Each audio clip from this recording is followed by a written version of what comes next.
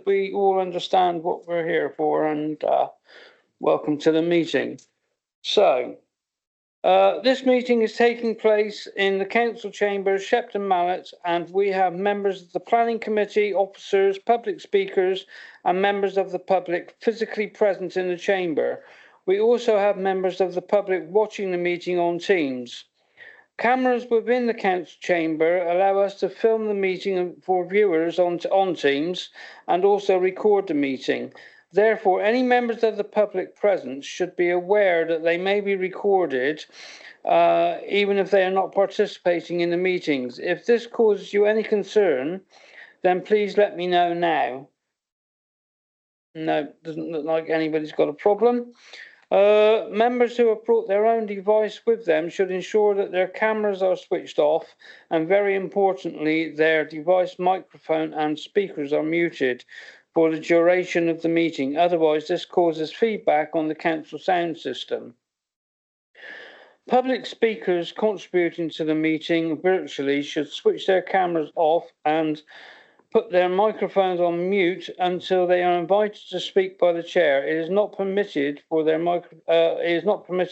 other member of the public viewing by Teams to contribute to the meeting at any time. Should any I don't know what that was. Should any member of the planning committee wish to speak, please raise your hand and catch the attention of myself, the Vice Chair, Edric, or lead officers, which are Simon and Anna, when in the chamber to speak. Remember to switch on your desk microphone so that all those in attendance and viewing can hear you. Please do not use the chat function within Teams for anything.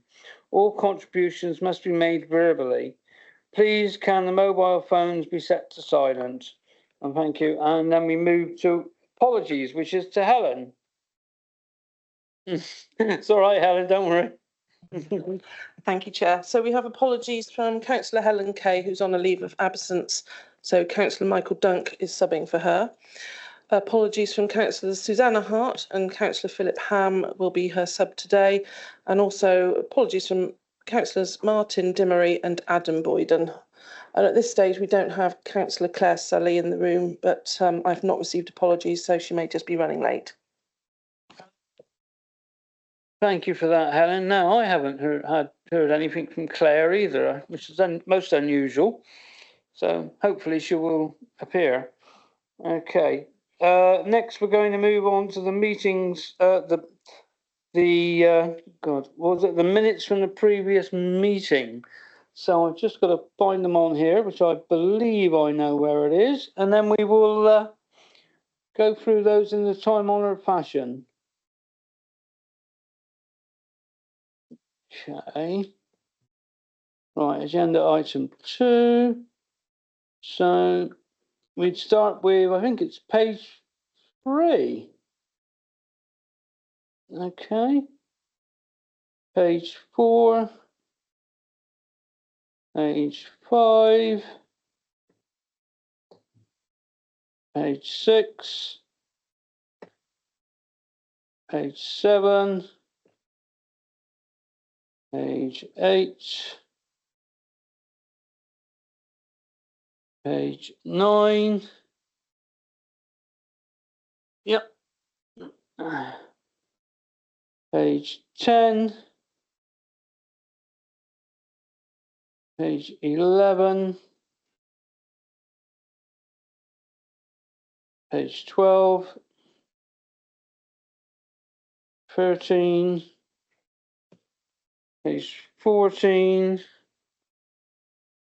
Page 15. Page 16.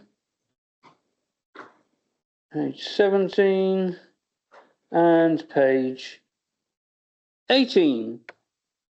Okay, I think that's that. Everybody seems to be happy. Nobody is asking to alter anything, so that's nice. Okay.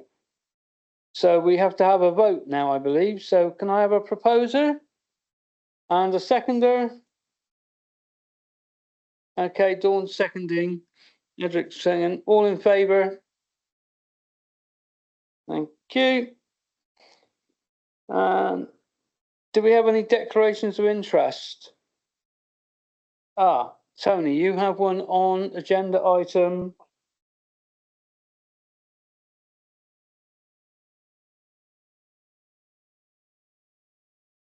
Oh, your mic, yeah.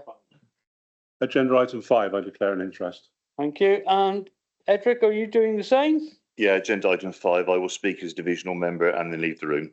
Okay, thank you. So we will go there. Public questions, there aren't any. So we go on to agenda item 5, which is, I believe, Nicky, you have the thing of presenting this one.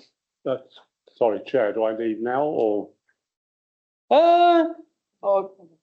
Yeah. Yeah, you leave at the same time as Edric. Cool, thank you. Okay. Right, thank you. Okay, you can carry. Thank you, Chair. Good afternoon, councillors. Hope everyone can hear me okay. So this is an outline application for up to 120 dwellings on the edge of, sorry, beg your pardon, 180 dwellings on the edge of Midsummer Norton. The site is wholly within the Somerset boundary, although close to the boundary with Bath and northeast Somerset. The site was formally allocated in Local Plan Part 2 as MN3.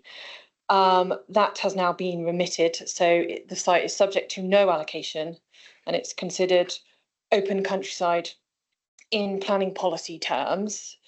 So it's to be considered in the tilted balance. There have been previous applications refused on the site with a different housing land supply position. So members are asked to consider this application afresh in light of the current housing land supply position and tilted balance. It's just an overview of the site. So the black line shows the boundary between Mendip, Somerset East, and Bath and North East Somerset to the north. So it's just on the edge. So we can see two other nearby application sites. So the White Post site was formerly allocated as MN1 in the Local Plan Part 2, which was also remitted, and that site has come forward for 270. Beauchamps Drive was refused and then allowed at appeal for 75 dwellings. So those two sites both have reserved matters, I believe, so are coming forward near to the application site we're looking at today. So here's an outline of the application site itself. So we can see that there is existing resi to the north and west of the site, with further resi to come down here. So that's the White Post site in here. So we've got an aerial shot of it. So you can see the existing resi to the north of it. There's also some commercial development further north and a golf club. In terms of listed buildings, there is a milepost on the side of the road next to the site, which I'll show you a photo of in a moment. There are a few listed buildings. There's a church, some farmhouses, and some milepost signs as well. So this is the one on the edge of the site by the road. In terms of agricultural land classification, it's in grade 3 land, so it's not higher quality land. So the parameter plan is fixed at this outline stage. So it sets out the densities, the broad densities, which would be higher, more centrally within the site and closer to the road, and then lower, spreading out of the site. So there's public open space on the south, which the applicant calls the southern spur, and then a network of paths around, and an area of public open space in the centre with a equipped play area. So the indicative master plan isn't part of the application. It is submitted by the applicant to demonstrate that the quantum of development proposed could be acceptably delivered on the site. So it would need to comply with the indicative, the parameters plan that I just showed you, but the actual details would come forward as part of the reserve matters application. So we can see here the southern spur with the network of paths and planting, including woodland planting, the play park in the centre, boundary landscaping, sort of on the countryside boundaries, with planting, dwelling setback from the road, the main road here, and the access point in here. The site is showing that it could be delivered with a series of parameter sort of blocks of housing coming forward. Obviously, the details of that are yet to be confirmed.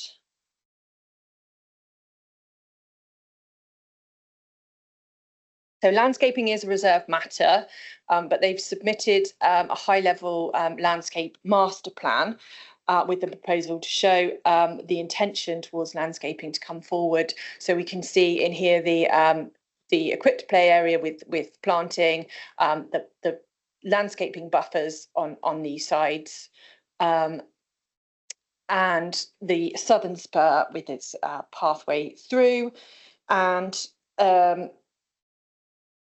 woodland planting in there.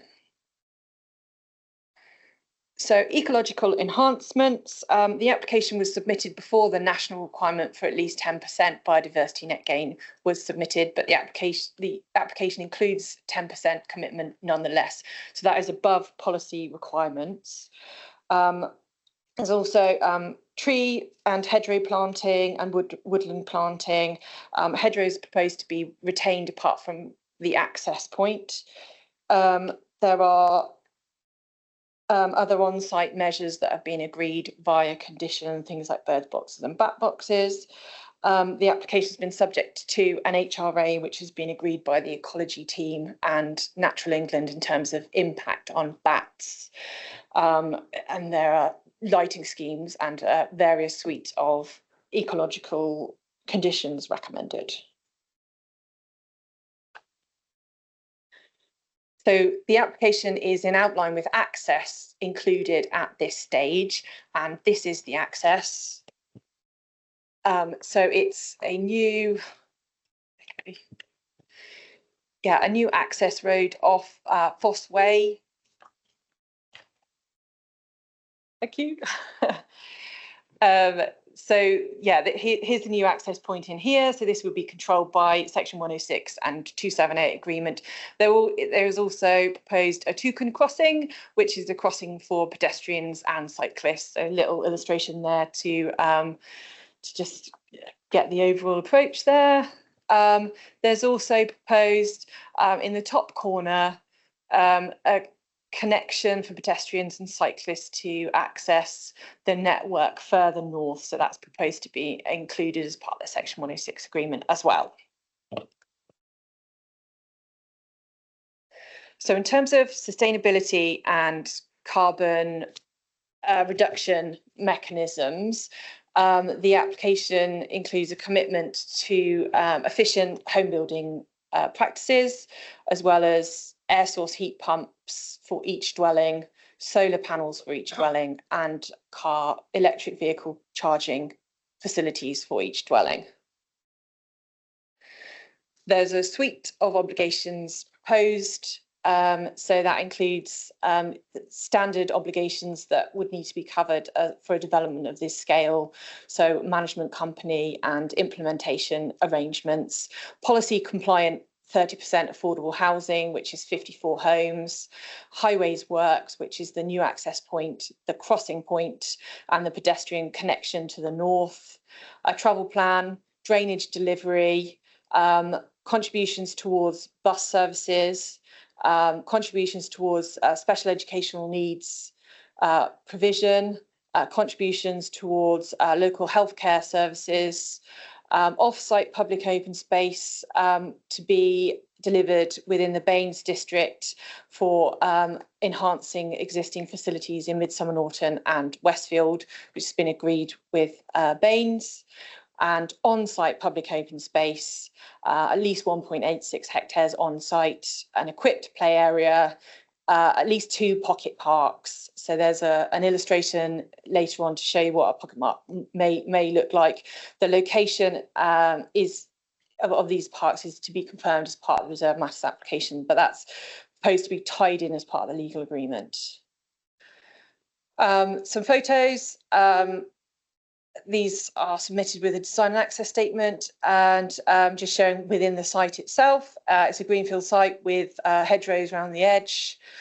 That's the main road and also the existing residential development to the north. An existing development on the other side of the road as well, which is relatively new, and other existing developments.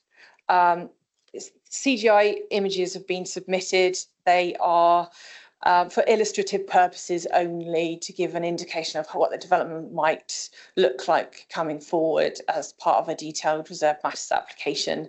So it's likely to have more higher density development sort of centrally and along the frontage, as I mentioned earlier. And this is an image of a potential pocket park. So this is currently where the southern spur would meet the residential development. So it's likely to be an area of open space with fruit trees and seating. In terms of updates, there is one clarification on the report that the ecological bat habitat, the 1.53 hectares referred, is equivalent habitats, and the actual on the ground on bat habitats to be delivered is 1.26. So that has been discussed and confirmed with the Somerset Ecology team. So the application remains recommended for approval. There are some minor edits on the conditions as published, so nothing substantially has changed. That changing that correction on the bat habitat condition is shown there, and yeah, other sort of minor sort of drafting corrections there that I'll show you for completeness.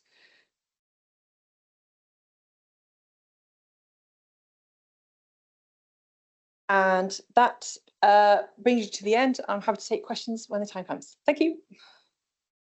Thank you, Nick. And we move on to the public speakers. The first one is unable to be here, which is, I believe, Miss Eleanor Jackson. So I'm going to read out her statement for you all.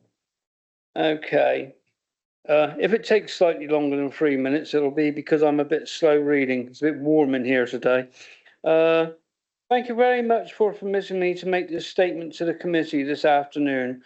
I am only sorry that I cannot address you in person because members of Westfield Parish Council and Westfield Radstock residents feel strongly about large estates like this proposed development being grafted in onto our community in such a way that the nearest facilities in Westfield become overstretched, but our homeless families will not benefit from the social housing.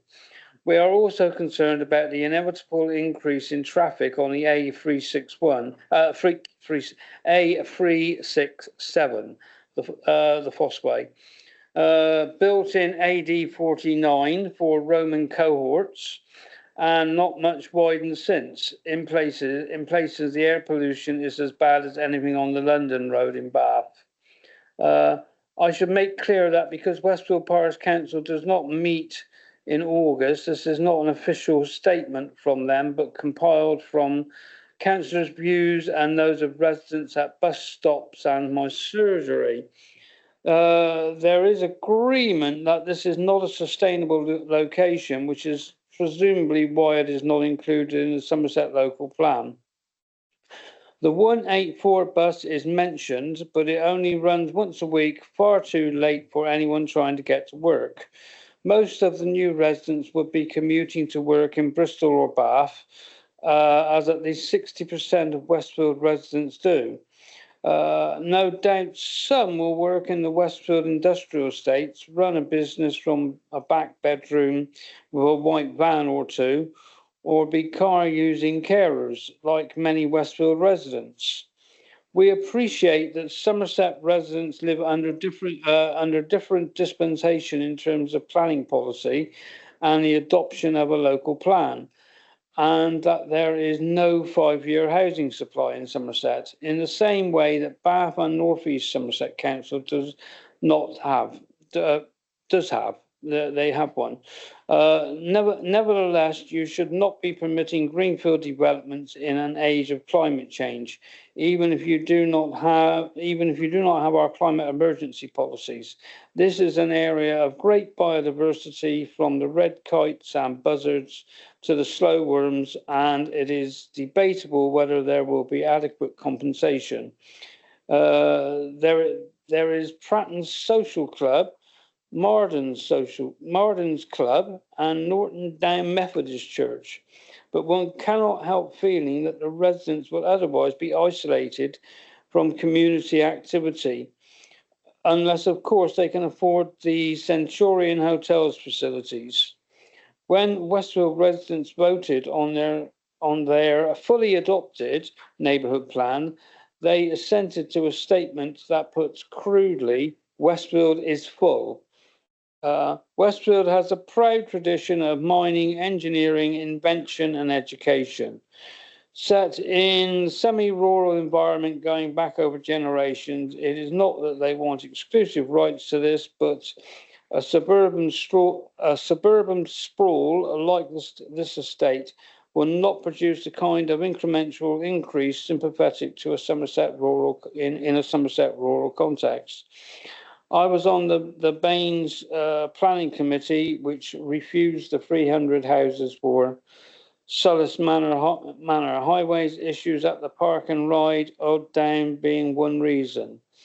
But they bite the bullet and refuse this one too. Councillor Dr. Eleanor Jackson. Thank you.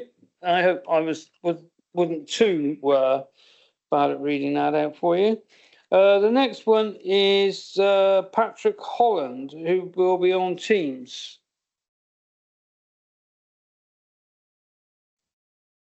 We can't hear you.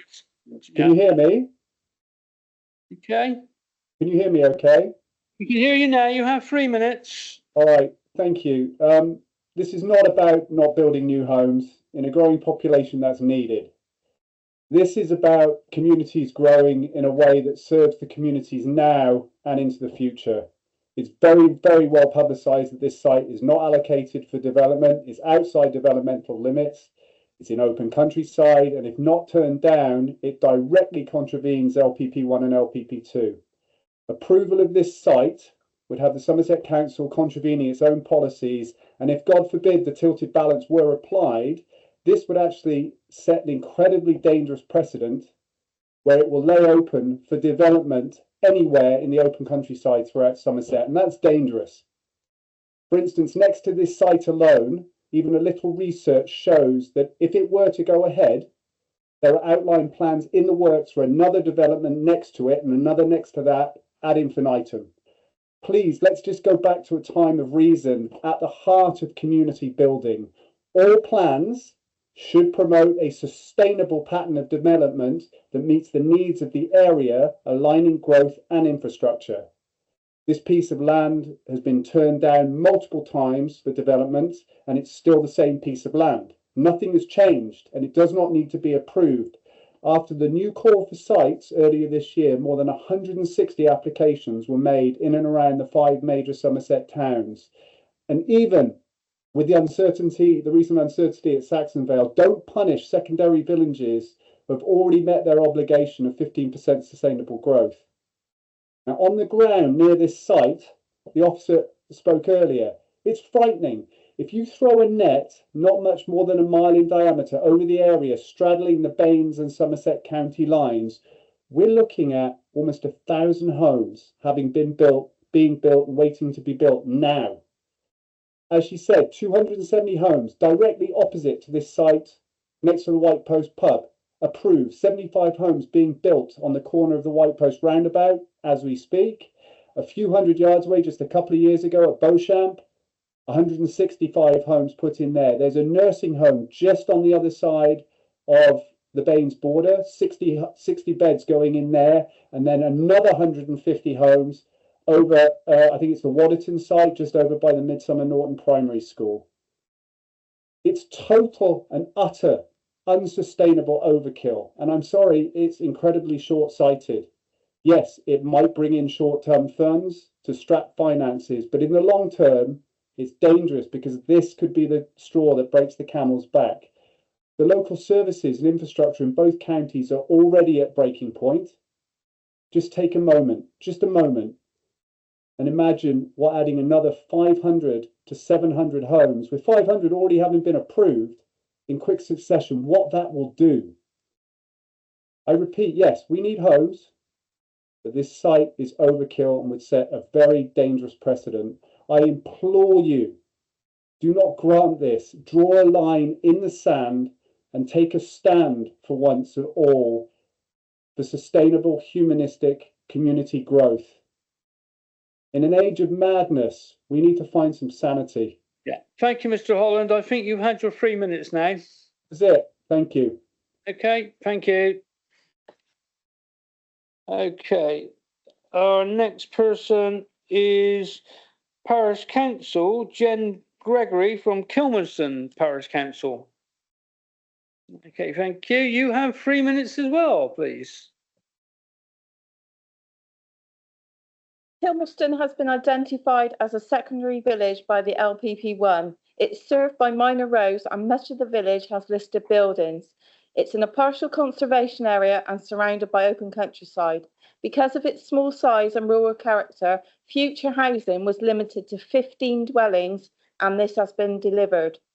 The village school is oversubscribed and not capable of further expansion, with currently 200 dwellings within the required minimum set by former MENDIP of 15 for the plan period 2006 to 29. The additional 180 proposed by the application is grossly disproportionate, doubling the size of the parish. In particular, we reference the site lies in countryside outside the adopted local plan settlement limits for the parts of Midsummer Norton within Mendip district, where development is strictly controlled at a matter of principle in accordance with the plan-led scheme.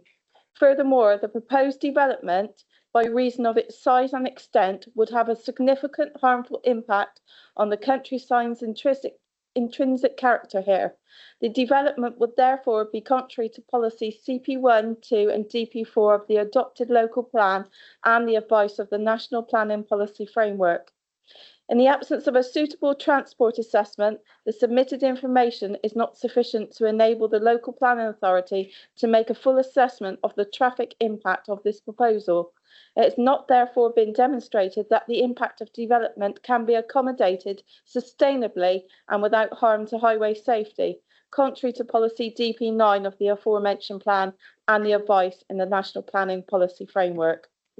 The Council proposes village housing requirements based on a proportionate growth equating to 15% of the housing stock. This has been adjusted, taking account of identified local constraints to tailor development levels in each community to an appropriate scale. The secondary village requirement has been met by Kilmerston. The approach of the spatial strategy plan is that further growth in these villages through planned site allocations does not reflect the adopted spatial strategy. The proposed site allocations reflect this principle by not identifying allocations in villages which have already fulfilled the requirements set out in the local plan. Kilmerston Parish Council strongly oppose this scheme as an overdevelopment of the area. Thank you. And thank you very much for that, Jen. Next, we have from a neighbouring council, Baines, we have Councillor Sean Hughes, please.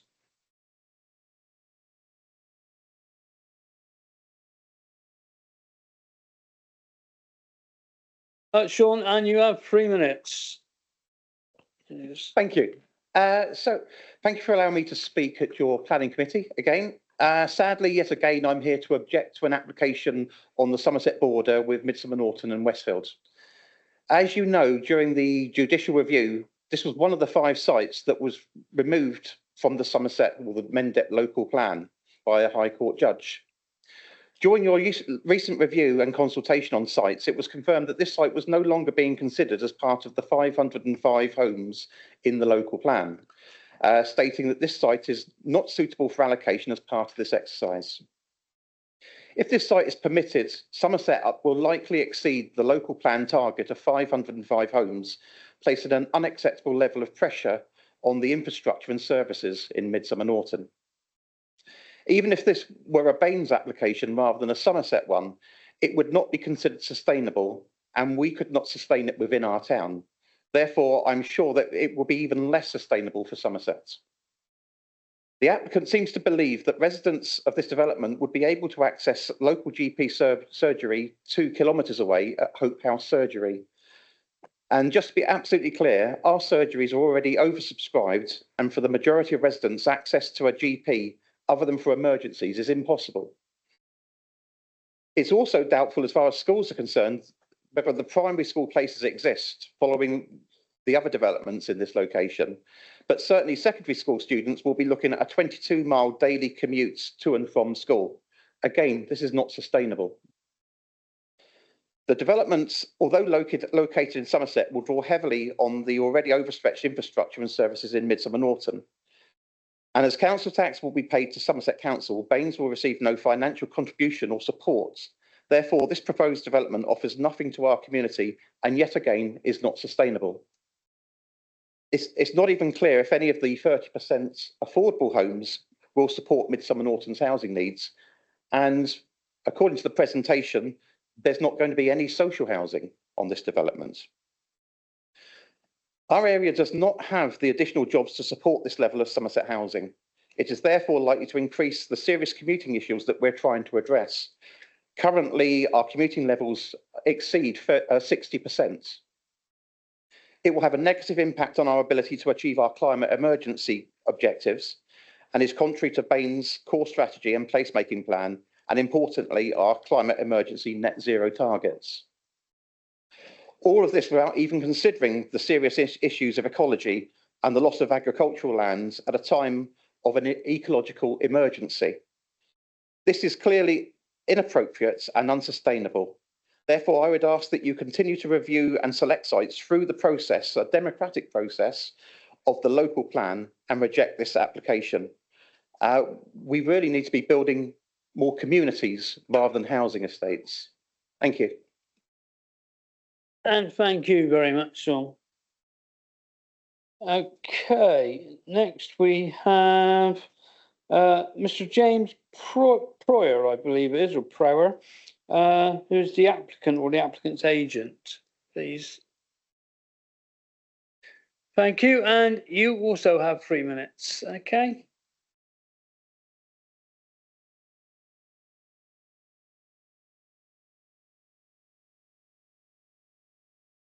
Thank you for the opportunity to speak today. My name is James Proyer. I am the Senior Planning Manager at Persimmon Homes, the applicant and developer for this proposal. This site is one of 3 sites adjacent to the town of Midsummer Norton that the former Mendip District Council had identified as suitable for development before the judicial review of the local plan removed all new allocations. It's important to note that the JR was not related to the suitability of these individual sites as allocations. Rather, it was concerned with the site identification process that the authority had applied. This committee has since resolved to grant planning permission for the other 2 sites at Midsummer Norton. As your officer has confirmed, our proposal to deliver up to 180 new homes, including 54 affordable homes, some of which will be social rent, should be given significant weight in the planning balance, particularly in the context of the substantial lack of 5-year land supply. As required by national policy, the presumption in favour of sustainable development applies in this case, and planning permission should be granted unless the harm significantly and demonstrably outweighs the benefits. The officer's report states that the proposals have been developed to achieve a sustainable extension to Midsummer Norton. This is the result of the extensive work that we have undertaken in partnership with the local authority to evolve the proposed scheme to provide a sensitively designed, attractive and accessible place.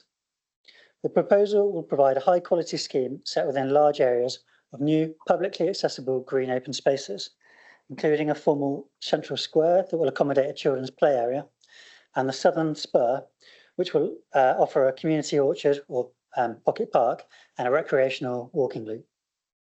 The provision of these new open spaces, protection to existing hedgerows, and the planting of more than 100 new trees means that the development will provide a significant net gain in biodiversity. In response to the drive for sustainability and carbon reduction, we are committed to delivering this site as a no-gas scheme. New homes will be provided with air source heat pumps, solar panels, and electric car charging points, all supported by existing capacity in the network. We do recognise that any new development has the potential for impact on local infrastructure, and this has been assessed by the local authority and Baines Council. We have agreed to fund a package of contributions exceeding £700,000, which the authorities will spend on local healthcare services, special educational needs, school bus services, and off-site open space improvements. We are proud of our record in providing homes for local people, and our local homes guarantee will offer residents of the former Mendip district and North East Somerset first refusal on the majority of properties for the first 4 weeks upon our sales launch. I ask that you please endorse your officer's recommendation and approve this application. Thank you for your time. And thank you very much. That's good. Okay, that brings us to the end of the public speakers, but we're going to, both of the divisional members have declared an interest, but they are entitled to have their 3 minutes say. So before they leave the room, I'll offer it to Edric first. Please, you have 3 minutes, Ed. Yeah, I've taken an unusual precedent, I think, of actually declaring an interest and speaking on behalf of the village in this one, and I'm leaving the room afterwards. Much of what I want to say has already been covered, but I will quickly go over it. 3 applications in the last 11 years have been turned down for 151 houses on this site. So if you in the room who stay in the room are minded to approve this, maybe you should be looking at no more than 150 run rather than 180, which are suggested is reasonable on the site now. That's a 20% increase in the number of houses on the same site. This application will bring the number of houses in 2 of my neighbouring parishes to 525, plus 180 built opposite or in Beecham Drive, bringing it to 700 houses in a very small area. All of that will be traffic presumably going through Midsummer Norton and back into Farrington Gurney to get to Bristol, or through Westford and to Bath, which those of us who've travelled that road a lot, I used to work in Bath, know is very congested. The catchment area surgeries are Colford and Oakhill. Oakhill is already over capacity by 409 patients, and we were told recently that Hope Surgery in Midsummer Norton is also well over capacity. On to the green space contribution. I've been asked by the clerk who spoke eloquently earlier why there's £387,000 of green space improvement off-site. Surely someone who seeks money should go directly to benefit the parish a couple of miles down the road, and not all the money go to Baines. I understand the need to make improvements to the infrastructure, but surely some should come to the parish. It's unfortunate the MPPF says that where the council can demonstrate a 5-year supply, development should be granted. But this area has already taken mass development, and I don't think the road network can take it. DP1 states the development should contribute positively to the local identity and distinctiveness. I don't believe the houses pulled from a catalogue do that. DP7 states proposed should be appropriate to the local context. How does that happen with 180 houses proposed to be jammed into this site, in open countryside do that? Anything else I wanted to cover has already been covered, so I'll leave it at that. Thank you very much. Thank you, Ed. Tony, do you have anything you wish to say?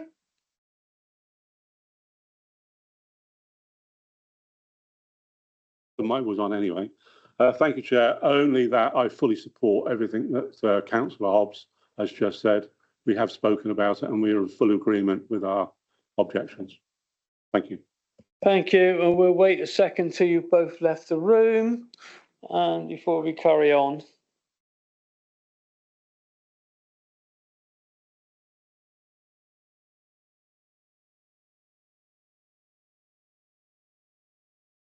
Okay, they have both left the room now, so I open it up to the members. And who would like to be the first one to speak on this?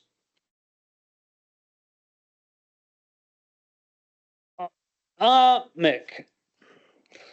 Nice to see you. Thank you, Chair. I just wanted a few clarifying questions, if I may, to the planning officer. Do you know whether a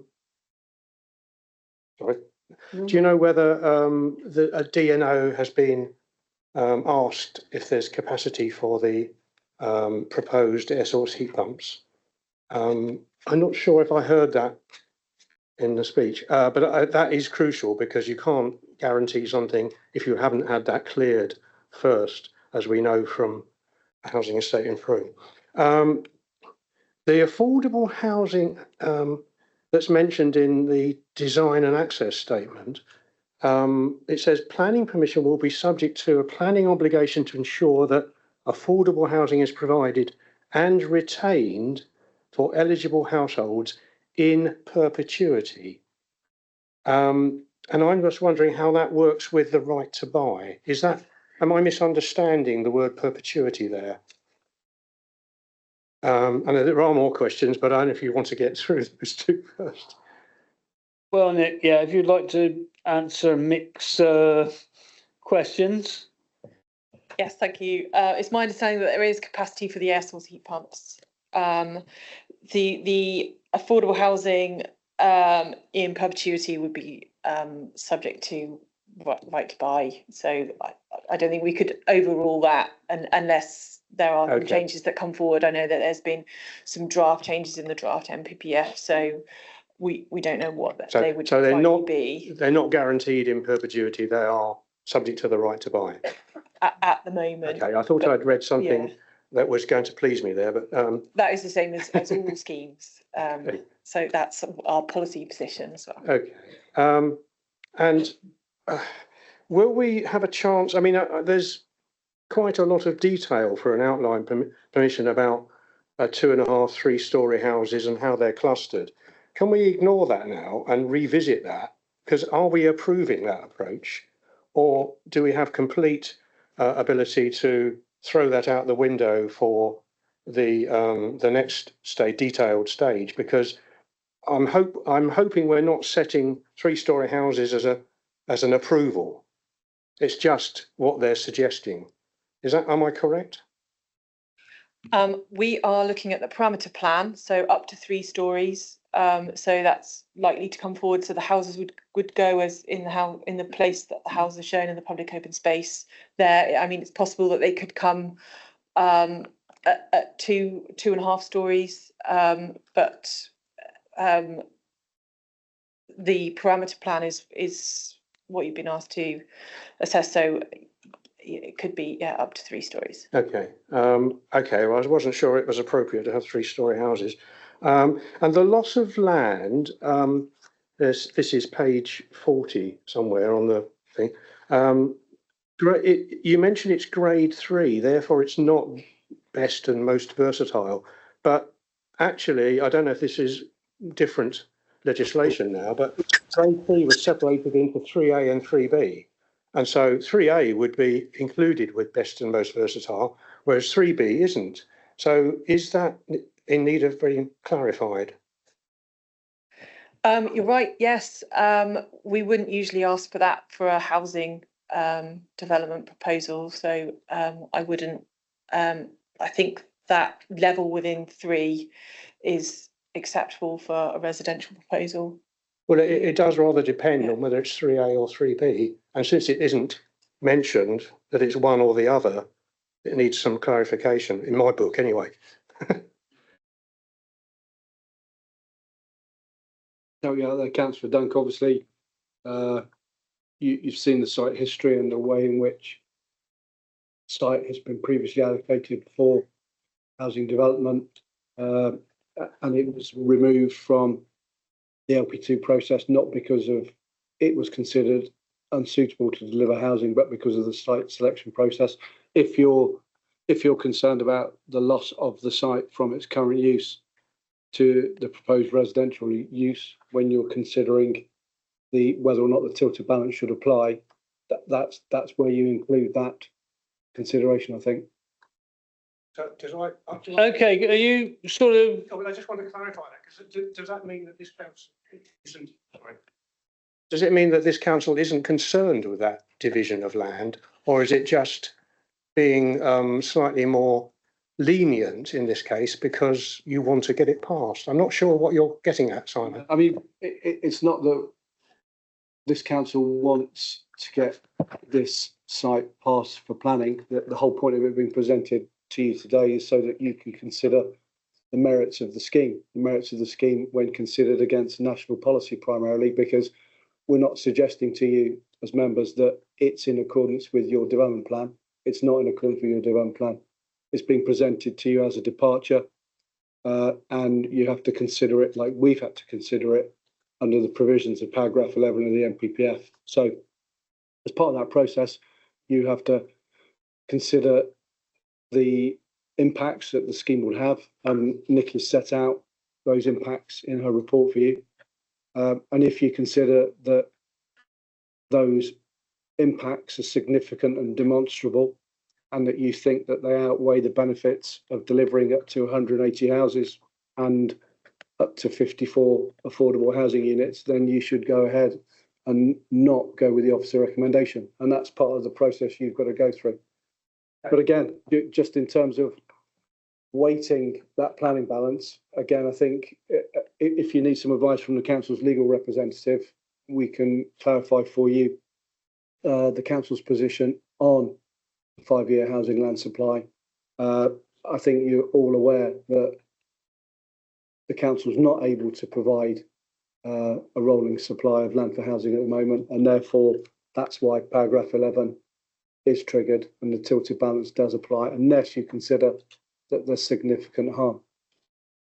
yeah, thank you, Simon. I'd just like to come in there, Mick, because I wasn't overly happy with the tone of your question. If you're forgiving, It was against it was something against the integrity of officers. I don't like that. Okay, so remember that for the future, please. well, I just feel it's important to get these details right, because if they're not, we're not given the right information from which to make a decision. And if that was best and most versatile land and it hasn't been counted as such, for me, that's an important misrepresentation. And I need to know to be able to make my mind up on not that, just that issue, but look, you know, I just don't think I've been unreasonable. I think you have, and we'll leave it at that, or we'll continue it outside of the room at some stage. Thank you. Leslie, did you want to clarify anything? Chair, I just wanted to confirm the position as just outlined to you by your planning officer, Mr. Trafford. That is the legal position. Thank you, Les. Benty, we move on to you. Thank you, Mr. Chairman. I have got a question, and because I've been a councillor since 2011 in Mendip, I have got a problem to say that I do not know anything about Midsummer Norton and surrounding areas, because I do, because the council also had their fair share of in the past of councillors that were deeply concerned about the buildings that took place in their areas, which was it was horrendous. I would put it like that without falling out with the chairman. But I would like to know something far more important in my point of view.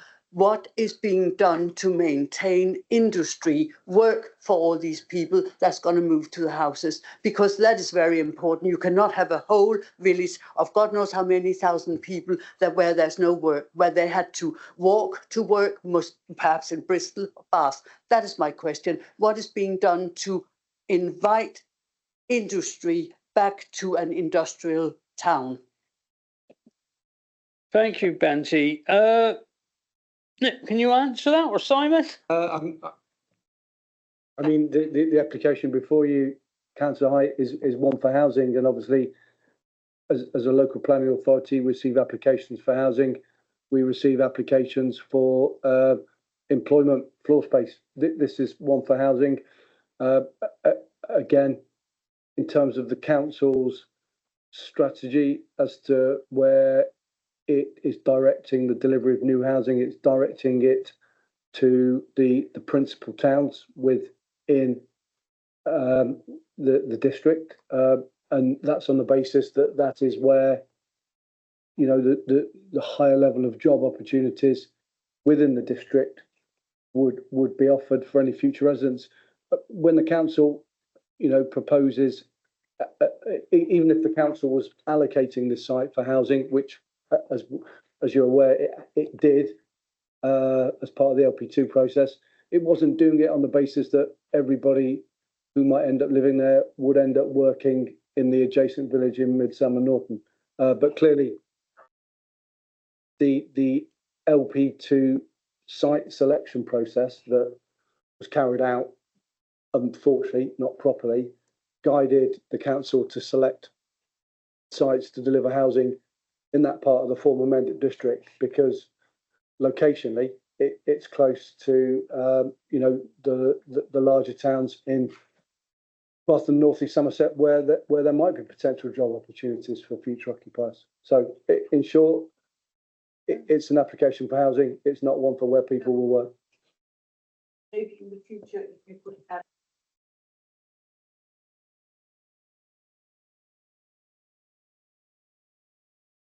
Okay, thank you, Simon. Thank you, Benty. Rob, you're next. Thank you, Chair. I was looking at the obligation list with interest, and I did note with surprise there was no mention of phosphate mitigation. So could you perhaps bring us up to date with where we are with phosphate mitigation and how this application helps us out with it or otherwise? Yes, Okay. thank you, Chair.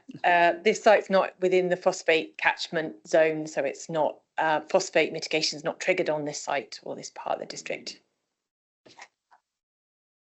Does that explain to you, Rob? No, it's outside of the area, isn't it? Yeah. Okay. Who else would like to make a comment?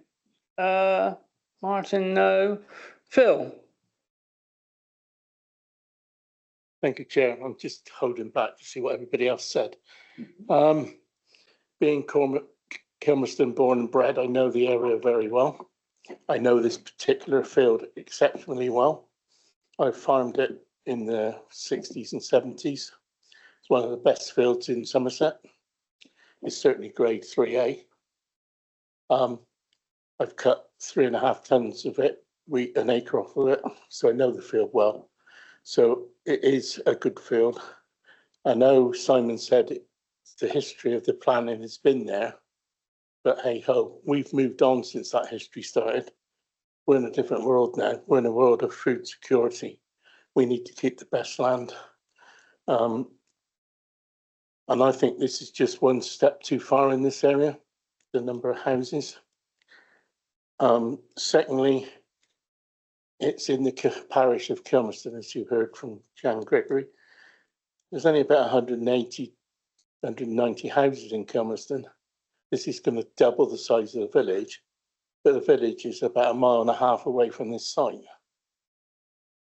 So we could end up with the situation of the people living on this housing estate controlling the old village, which is in a conservation area. A couple of months ago, we had the Hundale site in Midsummer Norton, and it was said then that the schools and the doctor surgeries were full, and that site was for about 40 odd houses. I think it's on the end of the agenda today. And we've got now all these houses already passed, plus these more, and we haven't got doctor surgeries and schools that can take the numbers.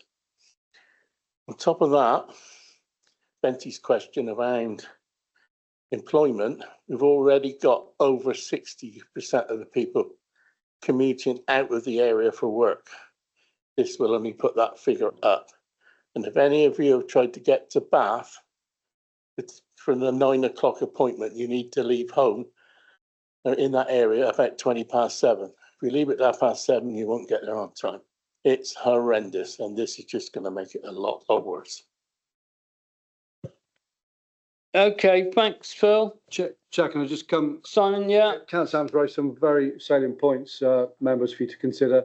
Just on the Section 106 package, obviously you've seen from the report pack there are contributions sought towards healthcare and school bus service provision. Again, it's our job as planning officers to consult with the technical consultees, find out if they think an application is going to result in a significant impact for the delivery of the service, of that particular service. And we would then take that into account in our recommendation. Obviously, what we've been told, and which is what we're telling you as members, is that subject to those Section 106 contributions towards enhancing off-site delivery, the Education Authority and the local healthcare trust think that the additional pupil place requirement and any future consultations at the medical practice can be accommodated. Again, we do have this discussion quite a lot. Again, all we can do is advance to you the advice that we've been given by the technical consultee. So again, if you do have any confirmed evidence that that's not the case, then that's really helpful to share that with us. But sort of suggesting that it might be the case doesn't help us help you with a robust answer. Thank you for that, Simon. Emma, I see you're here from Highways. Have you got any contribution you'd like to make, or not really?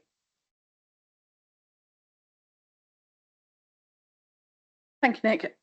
To be fair, I'm not really sure that there's much that I can add of any great value. We have considered the application and we haven't objected to it. We've looked at all the information supplied, and whilst there will obviously be commuting involved, the impact isn't significant or severe, so therefore that's why we haven't objected. Thanks for that. So that's you have an answer there, Phil, from both Simon and Emma from Highways. Barry, you wish to come in? Only briefly, Chair. Looking at the drawings and the plans that we've seen presented, it does look like this is an awful lot of houses onto a relatively small piece of land. And if the Persimmon agent is listening, I would hope that it could reduce the number significantly, make the play area for the children, the communal area, bigger than the footprint of 3 houses, and just open up the whole thing and make it a lot more interesting. This is just maximising houses per acre of development instead of providing a nice, thoughtful, what could be a useful addition to the area. Thank you, Chair. Thank you, Barry. I'm not sure that there's an answer that an officer can give you on that one, to be quite truthful. Simon looks like he might want to try. I think Nick has explained that the concept plan that was put up as part of the presentation, so it's indicative. You're not being asked to approve that today. If you look at the report back, it sets out appropriate levels of density for house building across the former Mendip District Council, and there's a breakdown for rural areas, which is between 25 and 30 dwellings per hectare, and then a higher level of delivery in the towns. The density that 180 would achieve on the site is 28, so it's just a midpoint for the density that your policies would expect for a rural site. So that's I think something for you to take into account from, if you like, a principal point of view. I think that the point you raise is valid, and again, if you look at the report pack, the applications for up to 180 houses, there's reference in it to the fact that you're not being asked to confirm the layout as part of the testing and the assessment of the layout process. Will be suggesting that the design review panel, your design review panel, rigorously test the layout. We refer to that in the report at at the reserve matter stage. And again, that will ensure that what is submitted for your approval has been considered by an external party, not just your team of officers, so that when we come to report it to you, we should be able to give you some robust advice that the height, scale and massing, position, siting of the houses, the way in which they relate to the highway, the way in which they relate to the public open space is acceptable for you to approve. So hopefully, Councillor Clark, when the time comes, we'll be able to give you the appropriate recommendation on that point. Okay, Barry, are you as happy as you always are? Okay. Does anybody else wish to make any comments? Dawn. Thank you, Chair. For me, I think the most concern I have, well, there's two, is the land. If it's good quality land, I really worry about us building on that land. And also the proportional growth for the village. I think that's a concern, and overdevelopment in the area. I also wanted to ask, on page 23, there is a reference to Zone B parking. What does that mean? Is content to accept Zone B parking levels in this instance due to the proximity of the site to the services provided within Midsummer Norton?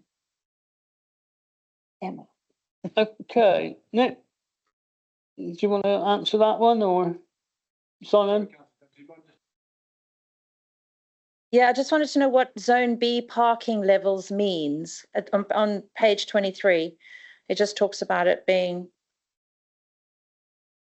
Yeah. Okay, Emma, yours. I'm poised and ready.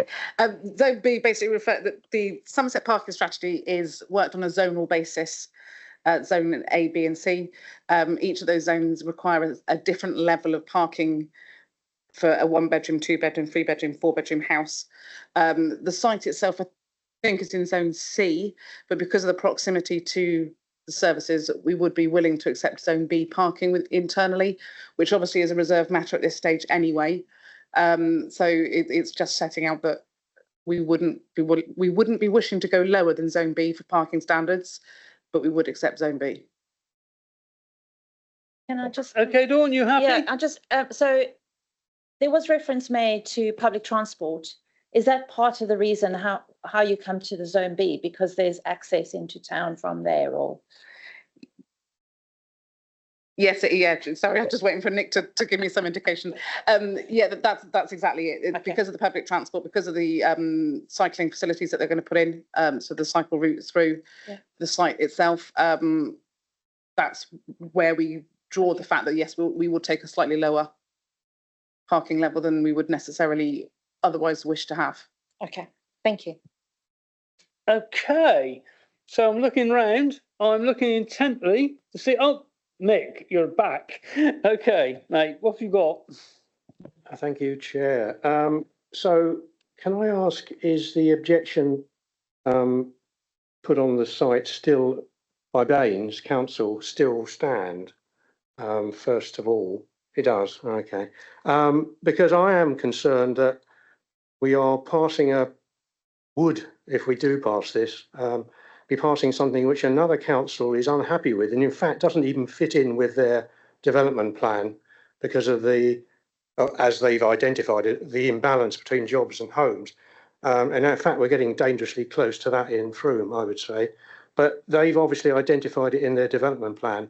And I don't know, I mean, you say that there are cross-boundary considerations and you want to cooperate, but this is a bit fudged in your comments, because it doesn't say you've succeeded to create jobs in order to qualm their objections. It just means that you've had a talk about money or something like that.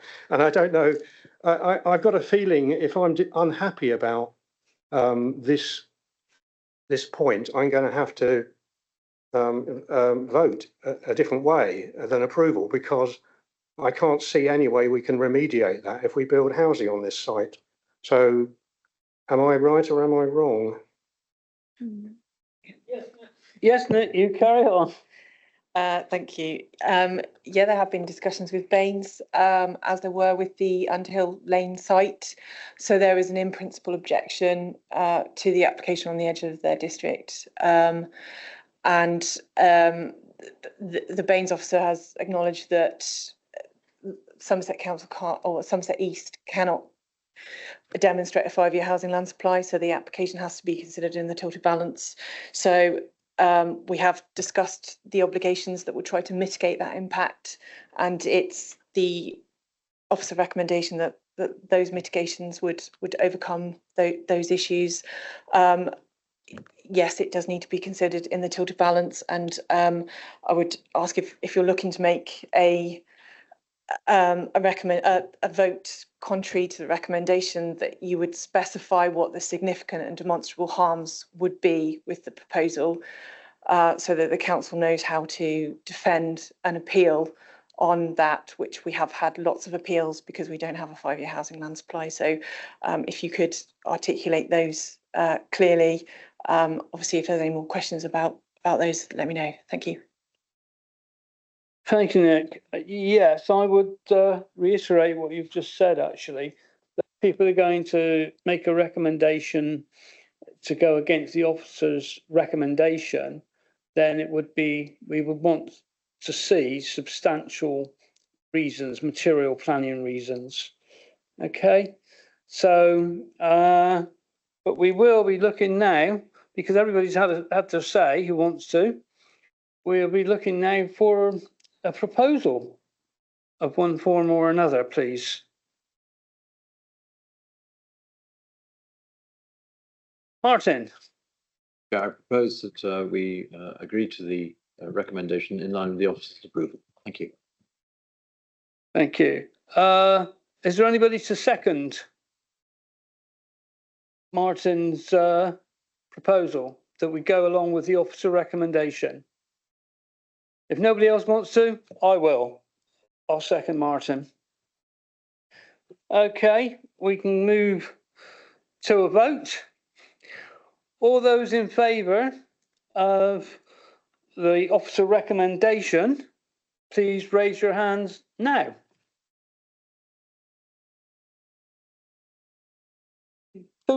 Two. All those against? Six. That's 6. And abstentions, which is 1. Okay, so it's failed, basically. We voted to refuse, Simon. So yes, Chairman. Members, now what you have to do, you have to confirm what your reasons for refusal are. And again, you have to, in providing those reasons for refusal, you have to recognise that you have considered the scope of the harm that you're concluding within the tilted balance. And you'll see from the officer report that in terms of completing that balance, the scheme would deliver 180 houses and up to 55 affordable houses. And from a benefits point of view, have we said that's significant? I would imagine we've said that's significant. So again, unless you don't think that's significant, that's you've got to identify harm that overcomes that significant benefit. Can I just say we actually do need another proposal, because at the moment we don't have another substantive proposal. That's in effect what the members have now got to do, and then they've got to confirm the proposal and then vote on it. Okay, Leslie, would you like to just go over that so that the members who have voted against are aware of what they've got to do? I would just say that we need significant details of what you consider to be significant and demonstrable harm to overturn the officer recommendation. Nick, okay, I'm all ears. Nick, do you need a proposal first? Well, yeah, but you've got to. Helen's saying you need a proposal. But you've got to have the reasons. You've got to have the wording before you can have a proposal. Well, a proposal with the word in then, sorry. I'm not doing it for you. I think procedurally, members, so you've had a recommendation and you've voted on that recommendation and that failed. So you've now got to come up with another recommendation. Thank you, Si. I think that's clear. Benty, you wish to speak? Well, I want to say something, whether it's a speech or not.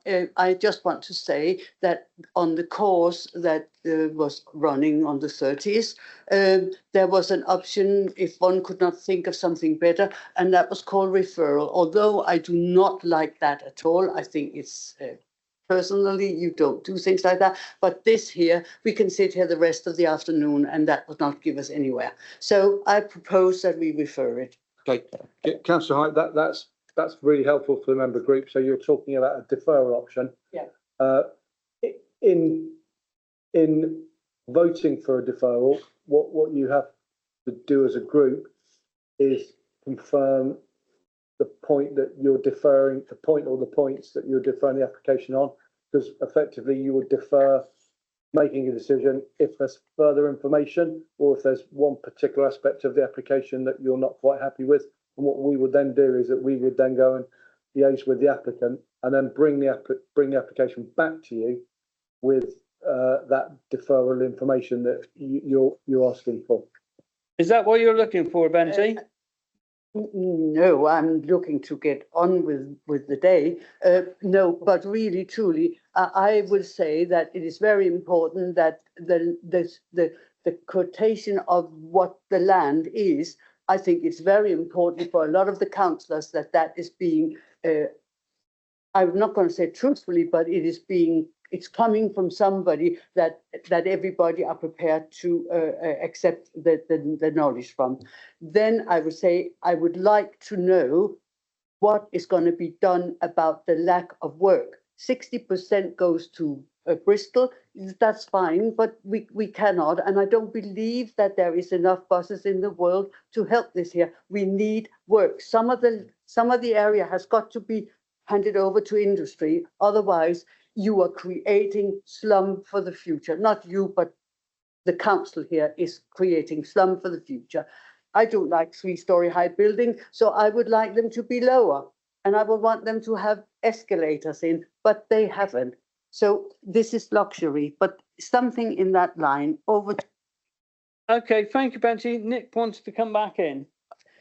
Yes, thank you. I was just going to say that if you're looking to defer to have officers draft a reason for refusal, I think it needs to come from the committee.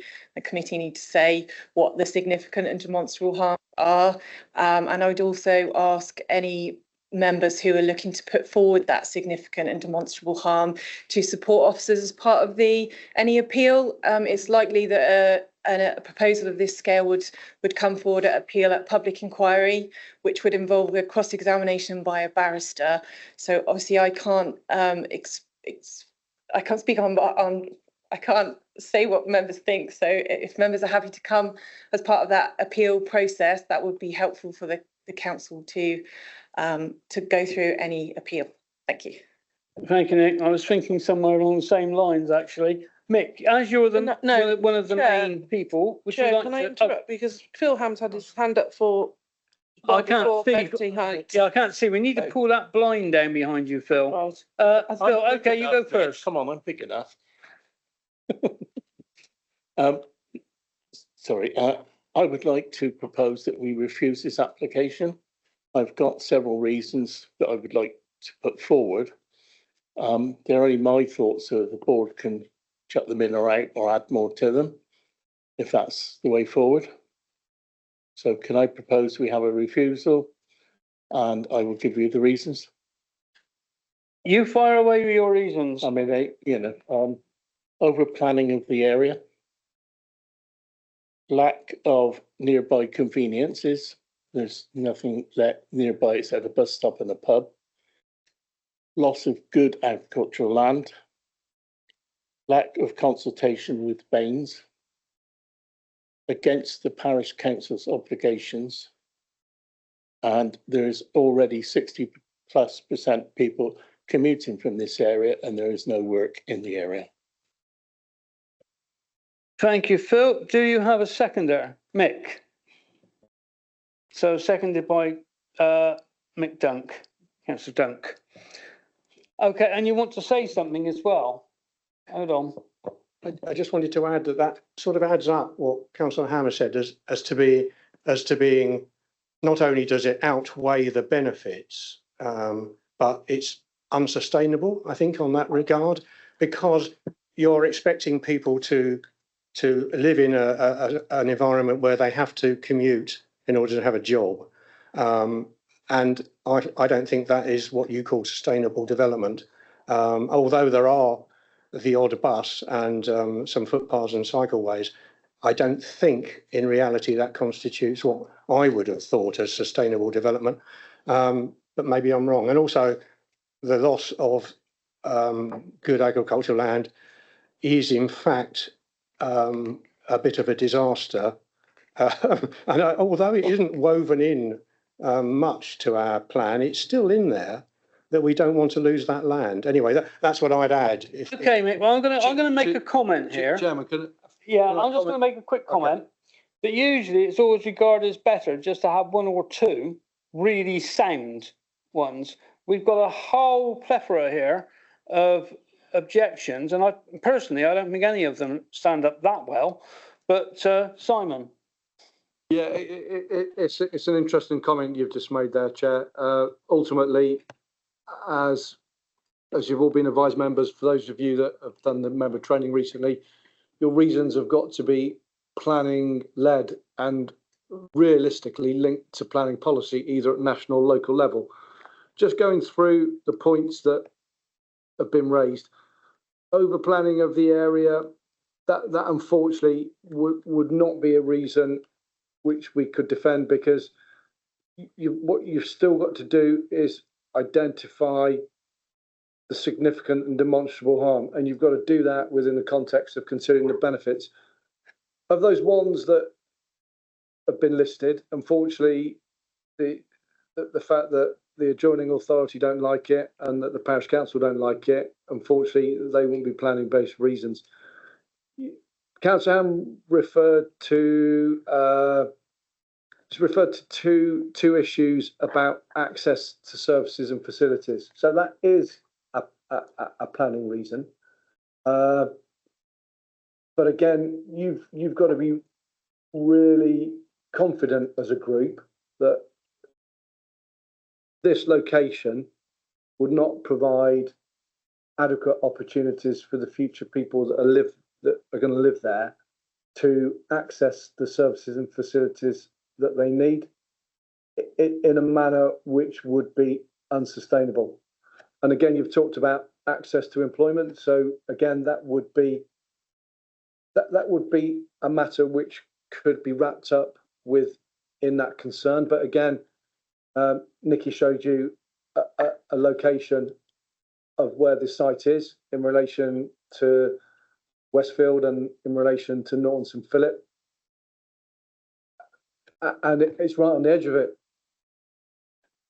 So for the council to be able to defend that at a public inquiry, it's not going to be in a strong position to do so, because it would be, similar for us saying a site right on the outskirts of Shepton, right on the outskirts of Wales, right on the outskirts of Frome, is not going to provide the future occupiers with reasonable connectivity to goods and services employment opportunities. We just wouldn't say that.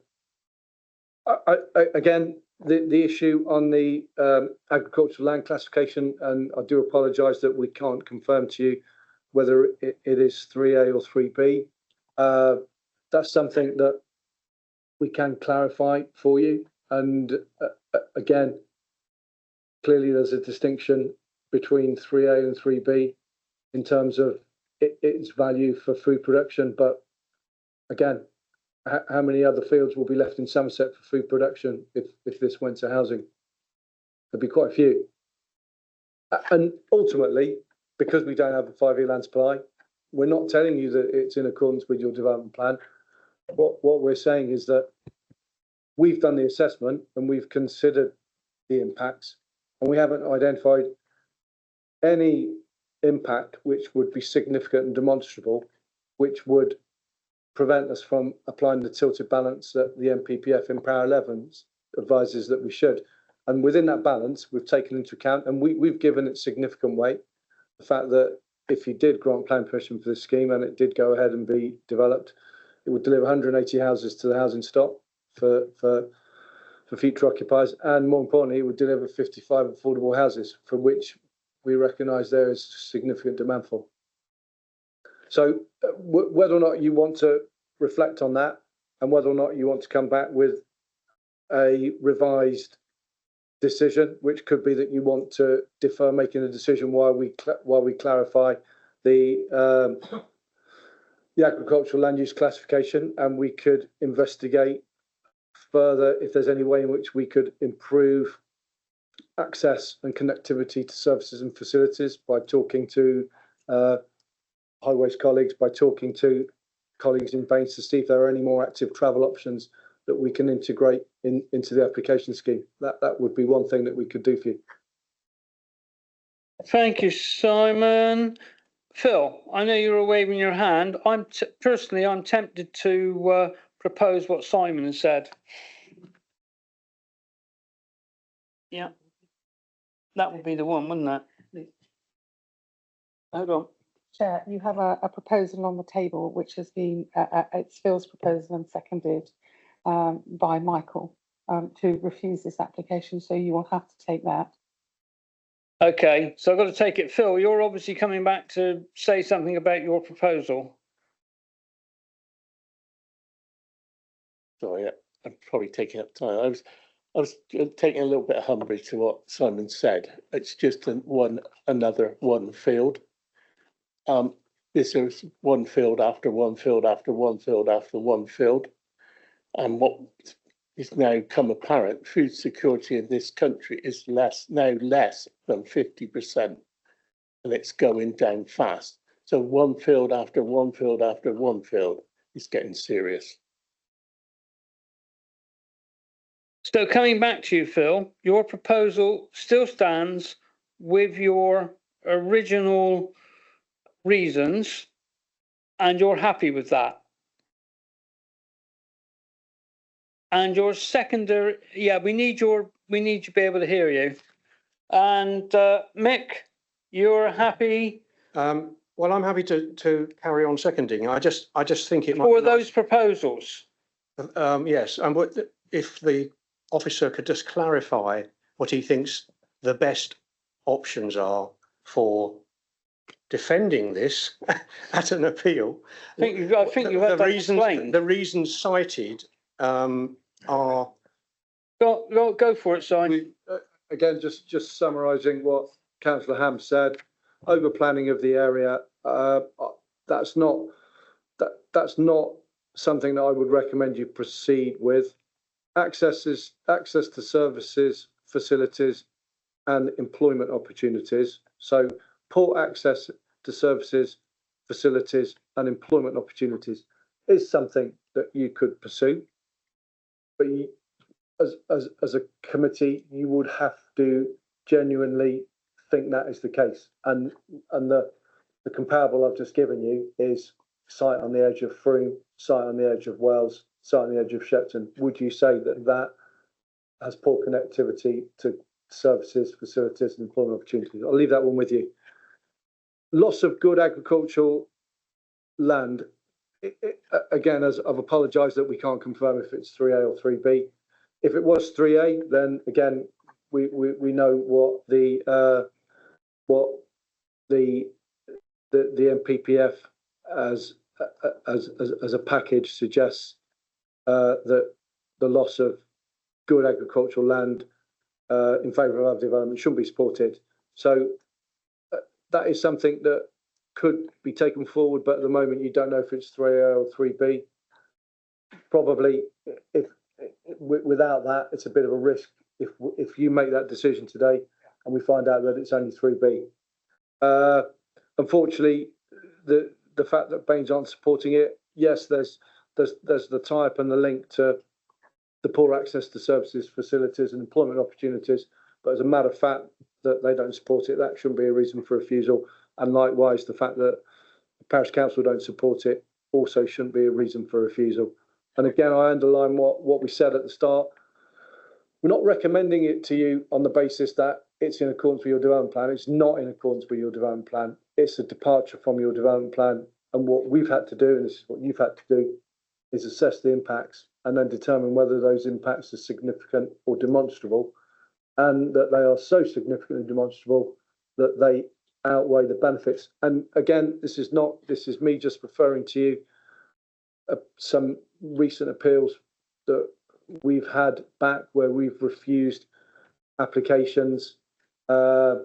Inspectors have taken the view that notwithstanding the site's location on Rudge Lane, and that is clearly got poor connectivity to services, facilities. For anybody knows where Rudge Lane is, that inspector determined that because of the council's deficient housing land supply position, that they felt that wasn't sufficient in order to not grant planning permission. So again, that's just giving you a bit of advice about how significant your thoughts and the weighting that you give to the delivery of the houses and the affordable housing is. Right, thanks. I've got 3 names down on this bit of paper. I'm going to do these 3, and then we're going to go to 4. I'm going to take Martin as well, because he hasn't spoken. And then we're going to go to a vote, or whatever, or you're going to withdraw and change it. It's up to you. Okay, first one is Rob.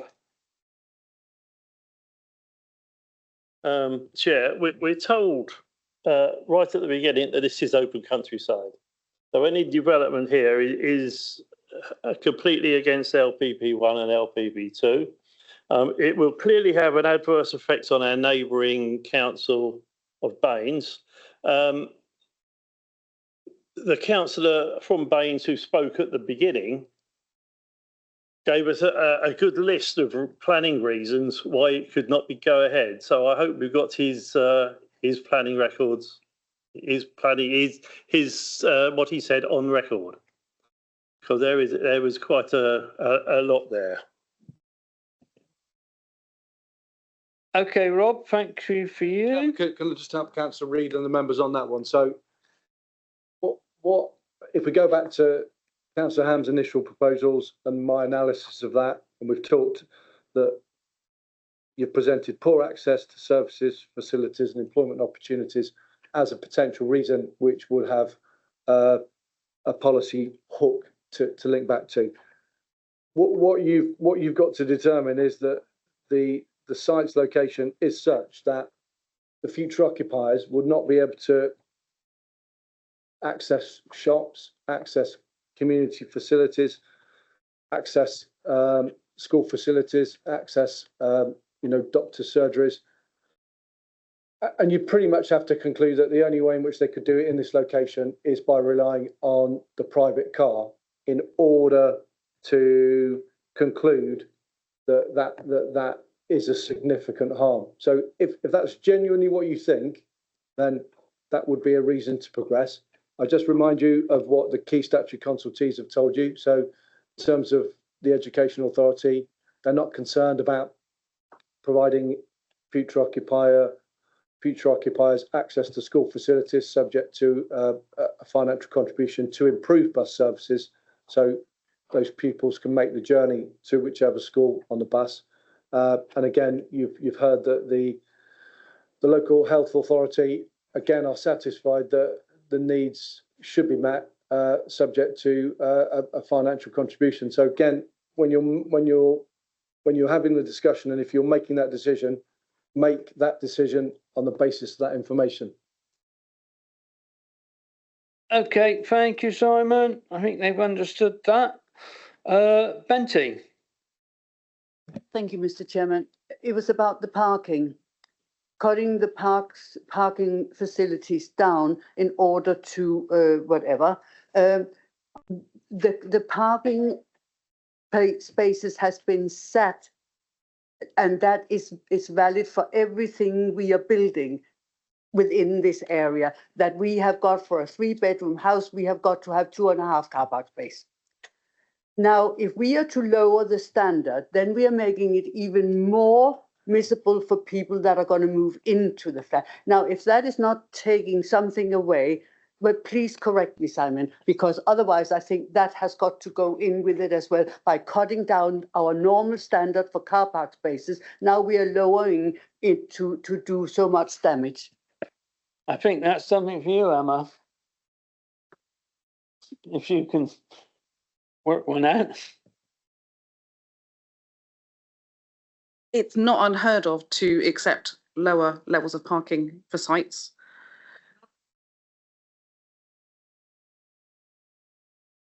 Unfortunately, Councillor Hyde, I'm not really quite seeing the issues that you're foreseeing. In Tadley Acre too, all garages was built or carport. That meant that people with vehicles that was a little bit wider could go drive in, but they couldn't get out.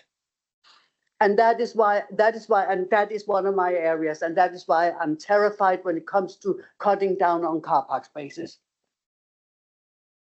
Members, what we could do again, and I appreciate this is really difficult for you.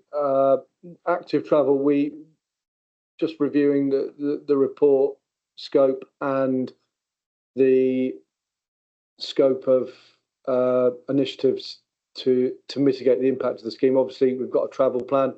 We've got reference to improving school bus services. If it helps, because again, this point that you're raising about poor connectivity to services, facilities and employment opportunities is a valid consideration, but I'm just really nervous that you're making it without without enough evidence to justify taking your decision on that basis. And it could be that we do, if you like, a review of the active travel plan the active travel opportunities that this scheme would present future occupiers, so that you might have some comfort that, yeah, you can proceed to determine the application positively and be comfortable that, you know, the future occupiers might be able to get to a place of employment, might be able to get to a shop without having to travel in their private car. And it might be that we might be, if that's not already founded within the scheme, that might be something that we can discuss about improving and then reporting back to you. So that's just a thought. Again, if you're struggling to agree, reasons for refusal. Thank you, Si. Claire, you're next, and then Martin after you, and that's it. Thank you, Chair. Am I permitted to make an alternative suggestion proposal? Of course you are. That we defer. Was on the table. You could second it, Claire. We haven't got a Can second. we clarify? Oh, has it been seconded? No, it hasn't. Oh, okay. Procedurally, and Helen and Leslie might be able to assist you here, because you've had a refusal recommendation proposed and seconded. I think you, unless that is withdrawn, I think you would have to vote on that recommendation first. So so I'm not making a proposal, but I'm just saying if we considered things that we are unknowns at the moment, which is the status of the land, also would we consider a review of the number of houses, because that exacerbates the issues with employment and commuting and accessing connectivity? Could that be something that could be considered if we do a deferral, that we can look at reducing the numbers of houses? I think Edric made that point, didn't he, before he left the room?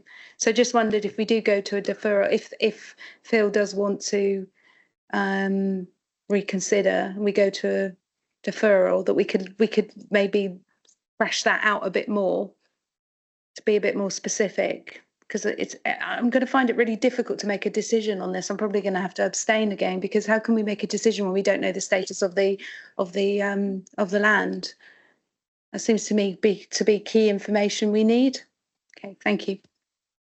Thank you, Claire. Again, to help Councillor Sully's questions, I think the status of the land and a review of the active travel opportunities that the scheme provides are something that we can definitely take away and we can discuss. In terms of the density development proposed, our recommendation to you, based on the council's policy framework, is that a density of 28 houses per hectare is not unreasonable in this location. But I think, obviously, within the context of that active travel discussion, clearly, if you did defer to take a decision today, everyone in the room has listened, so that will be evident in any future discussions that we have on your behalf.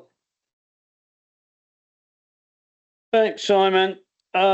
Martin, you wish to come in? Thank you, Chair. I'm looking at the bottom of page 40 and the beginning of page 41 of the report. This is about agricultural land. So this is a report that was presented to us. It makes no mention whatsoever of 3A or 3B. It refers to 3. Obviously, this thing about 3A and 3B has come up during the meeting. Had that 3A and 3B been taken into account, would this report read any differently from the way it's written, please? Thank you.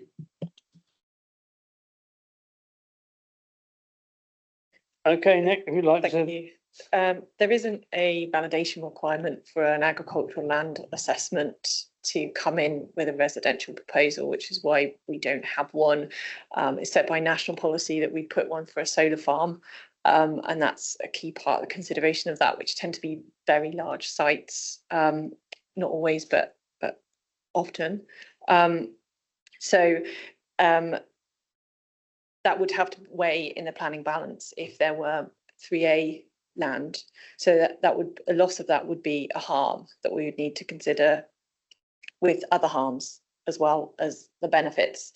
And then we would put that in our tilted balance, which is more tilted the lower your housing land supply figure is. So because ours is 3.24 years, it's quite tilted. So that would have to weigh in that overall balance. So you'd have to see what a detailed assessment would be to make that. I would suggest that if there were pockets of 3A or if the site was 3A, then considering our tilted balance position and the weight that we would put on the delivery of affordable housing and housing would outbalance that, and that loss of that land would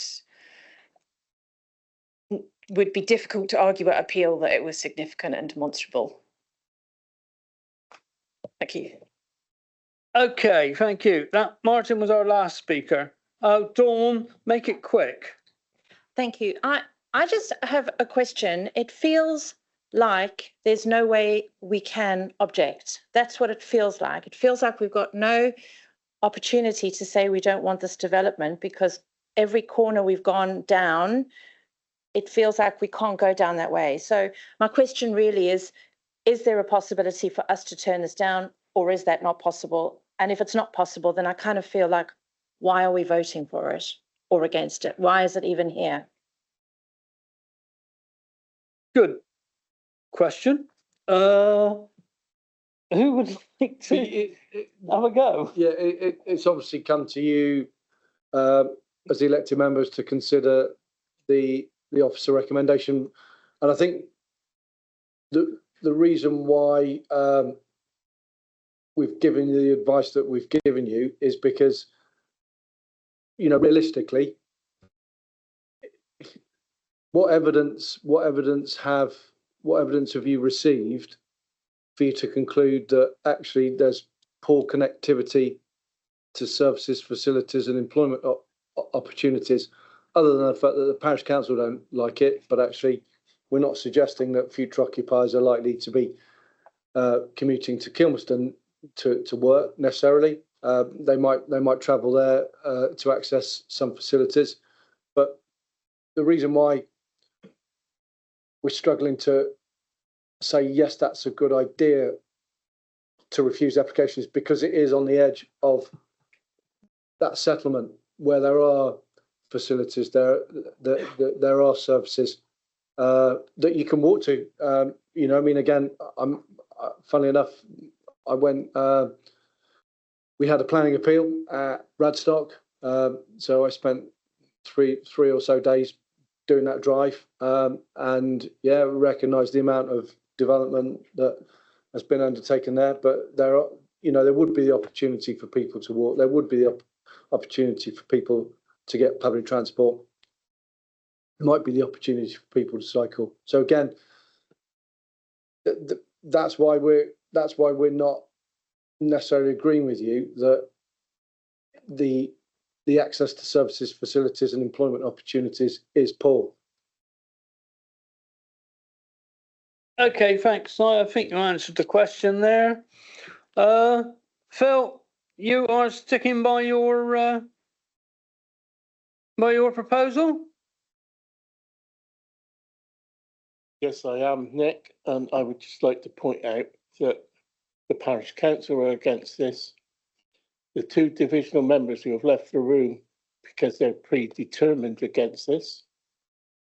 And we've come up with quite a lot of objectives. And I know Simon's taken one at a time and sort of, let's say, minimise them, maybe the right word, or says they're not as strong as they could be. But cumulatively, I think they are strong. Okay, if you want to stay with it, and Mick is happy. He's not. He doesn't look so happy now. I'm not entirely happy. No, I know that this is dragging on a bit. The thing is, are we able to take into account the fact that we have a duty to cooperate with the neighbouring planning authority, which is Baines, and if so, we know they would turn this down based on their development plan. Are we able to take that into account in our submissions if we had to defend this decision? Again, there's no policy support specifically for it. Again, you've heard from the local councillor. His concern is about poor connectivity and access for future occupiers to services, facilities, and employment opportunities. So, but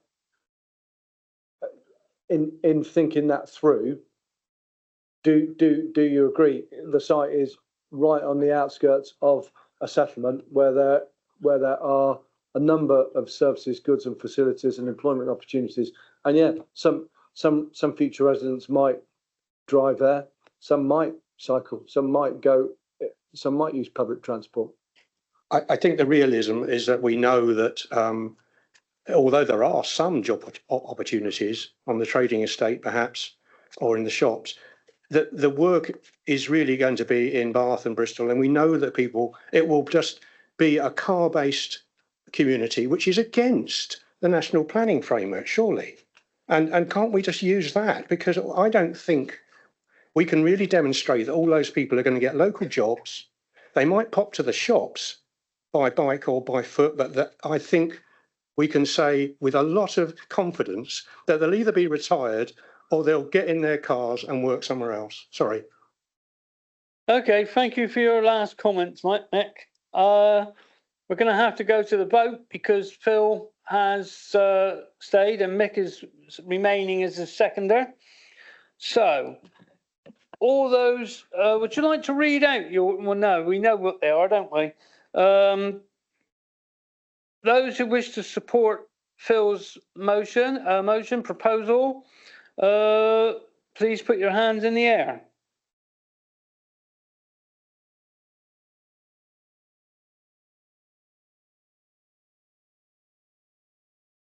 Those against? 2. And those abstaining? 1. Just for the purposes of defending the decision, and for Helen's benefit in terms of the recording the minute. So we have got over planning of the area. That was the first one. So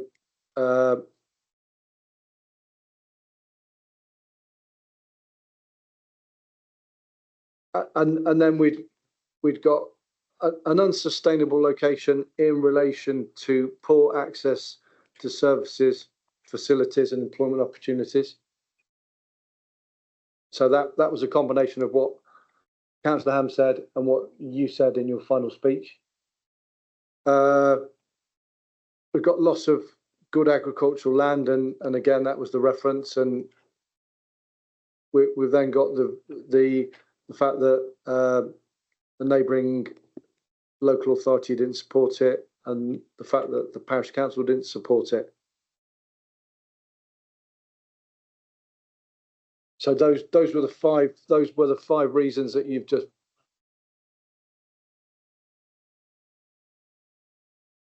We can't hear you, Phil. I have one other, which was 60+% already commuting out of the area because there's no work in the area. I think that's covered by over planning of the area and poor access to services, facilities and employment opportunities.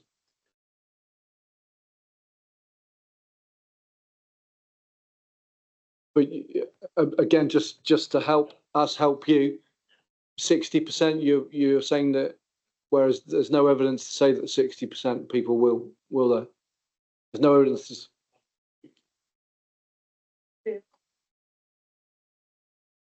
There was in one of the speeches today, spoke of over 60% people commuting out of the Westfield area. And I know in Coalford, which is a neighbouring village, it's nearer 90%. Yeah, but that's Coalford, sorry. Yeah, We've had the conversation about this. We're now coming to the end. Yeah. Okay? So we voted, you won, and you've got your decision. So that's it, really. And it'll be up to Simon or whoever to defend that decision. And if it's expensive, it's expensive, and you will know about it. Okay, thank you. Yeah, so sorry, because for the purposes of the decision, for the applicant's benefit, for the general public's benefit, we do have to list the reasons for refusal. So we've got cumulative over planning of the area. We've got unsustainable location in terms of access to services, facilities and employment opportunities. So that, I agree that doesn't include your 60%, but that's okay. We've got lots of good agricultural land, and then we've got, although these aren't planning policy supported, the fact that the neighbouring authority at Baines didn't support it, and neither did the parish council.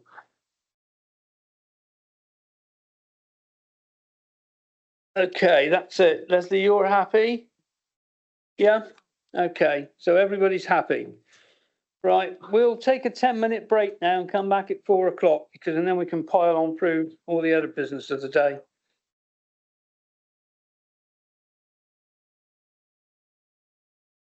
Okay, now I think we are all here now, aren't we? Committee, looking around. Right, there's something I want to mention, which I didn't mention at the beginning, and I should have, was a reminder to you all that anyone who sits on the planning committee or subs who haven't done the training that we've just recently had or viewed it online and confirmed they've done it will not be able to sit on the September planning committee. Okay, so if you can pass that along to your colleagues, and so that we make sure that everybody is sort of up to date on it.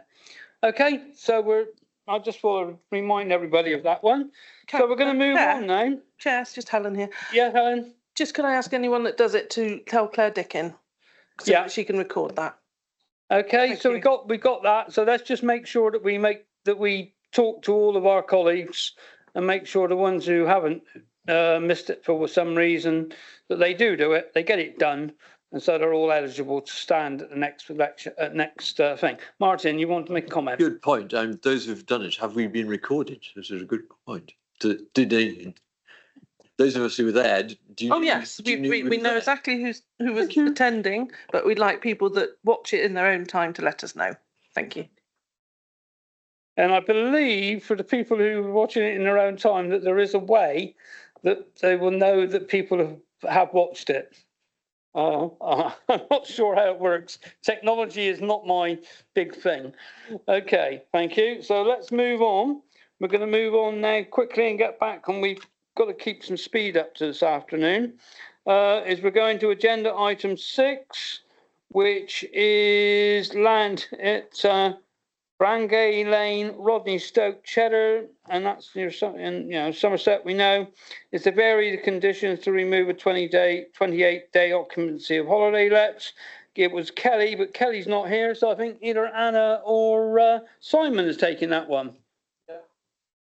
Chairman, that's correct. I'll be doing this on Kelly's behalf. So, as the chair's confirmed, this is a planning application to vary condition 3 that was imposed on Plan Commission reference 2020-0556, and it's to modify the condition which restricts the occupation of the holiday lodges. And although, as you can see from the report pack, the revised condition that we're recommending to you is still very, very clearly set up so that they can only be occupied as holiday accommodation. What this application does is remove the restriction so that it can only be used for 28 days occupancy as holiday accommodation. So again, just to be clear, the presentation is fairly short, but just touching, and it just really builds on what's in the report pack. So here's the application site, as the chair said, just outside of Rodney Stoke. We've got an aerial as well. And we've then got the layout of the 3 units that were approved. This application is not proposing to change the nature or the style or the type of accommodation, and it is just purely just seeking to change the restrictive condition so that the condition actually is consistent with the approach that's used across the new Somerset Authority. So it's set out in the report pack and it's on that slide there. So if you look at the original condition, there's a restriction. The current application only seeks the amendment of the condition to remove the 28-day limitation of occupancy. So if you look at the drafting set out on that screen in italics, you'll see that there's a restriction there to say that by the same person for more than 28 days in any calendar year. So historically, the approach had been to not only restrict it as holiday accommodation, but to say whoever was occupying it couldn't occupy it for more than 28 days in a calendar year. And if you look at the report pack and the proposed condition, which is the drafting set out here in bold, that restriction to 28 days limit of occupation is proposed to be removed. And what it will do is bring that restriction and that condition in accordance with the approach used across Somerset, and also importantly, the approach used by the planning inspectorate. So the units are still being restricted as holiday accommodation, but the restriction that they can only be occupied for 28 days by any one person is to be removed. Hopefully, Chair, members, that's clear, and a clear summary of Kelly's report and recommendation. If it wasn't clear or you've got any questions, see if I can help. Okay, thank you, Simon. There are no actual people in the room to speak, but I have one that I need to speak. Public speaker from the Councillor Mike. What's his name? Councillor Mike Kelly. He's the parish councillor for Rodney Stoke. Seeley. Seeley. Oh, Seeley, is it? Okay. Sorry if I can. Oh, yeah, I can see it's Seeley on there now. Okay, thank you. So we're going to read this one out. So everybody ears, turned up. Okay, thank you, Mr. Chairman, for allowing me to speak in this way. Please accept our sincere apologies for not attending the meeting due to holidays, work commitments and short notice received. Firstly, the application was very contentious from the outset. It was strongly opposed by many residents and the parish council. The original reason for it to be refused was based on a number of factors, primarily its isolated location in the open countryside and the access as proposed is very substandard, especially in light of the problem with the supposed passing place. The supposed passing place does not, in our opinion, exist. And if it is constructed, it would encroach on third-party land for which, incidentally, we have no knowledge of any agreement. We understand the original permission was granted on the basis that the local plan had identified a need for additional holiday accommodation. This variance then would appear to be in case of planning creep, which we appreciate is not material consideration as a reason for objection.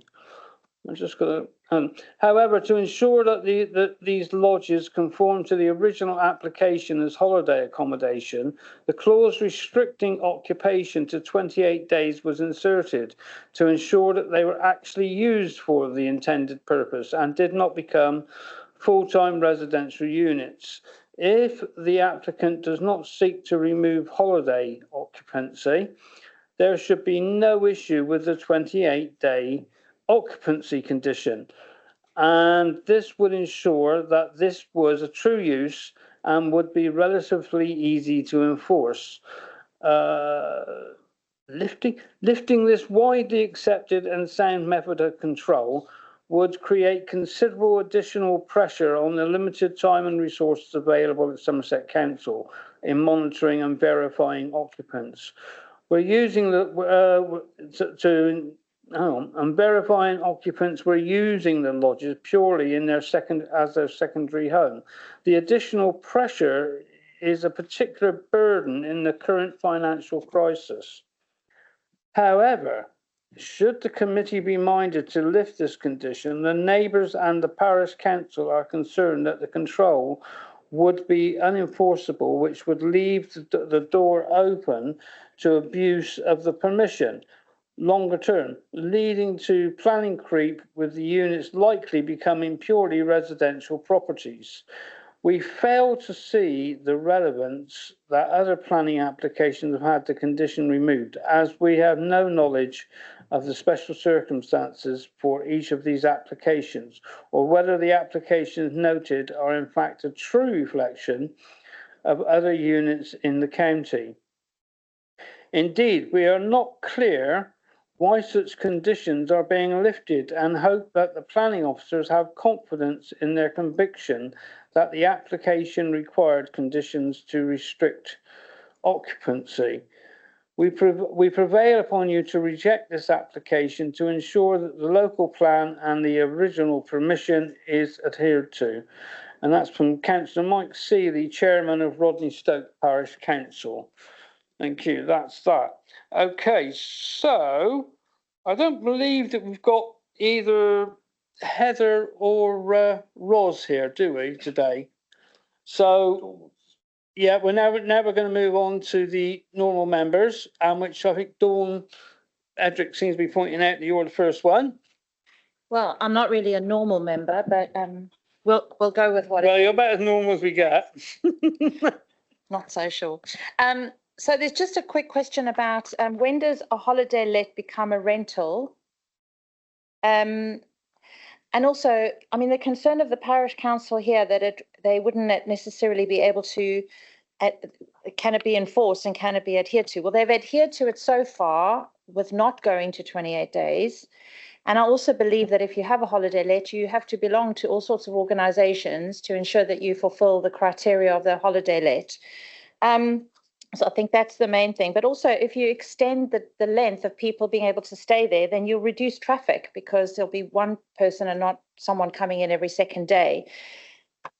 I also know that people have changed the way they travel.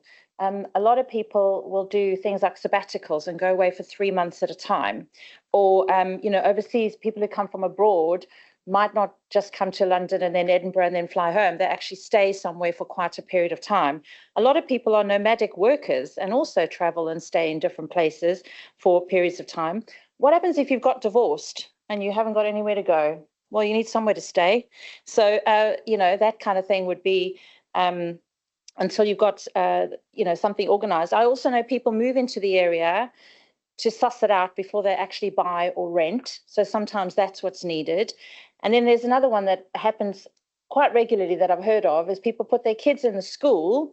And so they come during the week and they stay somewhere while they're looking for work or something like that. So actually there's opportunity to expand and take the 28-day limit off. But yeah, I think that the only question really is when does it become a holiday let? A rental as opposed to a holiday let.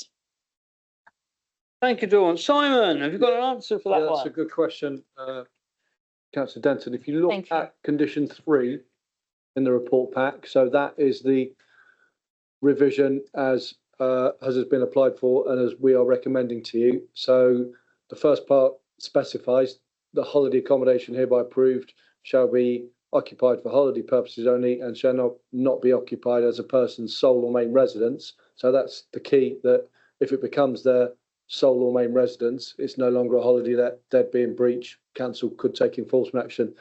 And then the second point is that guests have to basically provide their home address to the campsite operator. So again, if the local planning authority receive, an allegation that it's been occupied inappropriately, the first thing we'd do would be to go to the operator and ask to see their records. So hopefully that gives you a bit of comfort.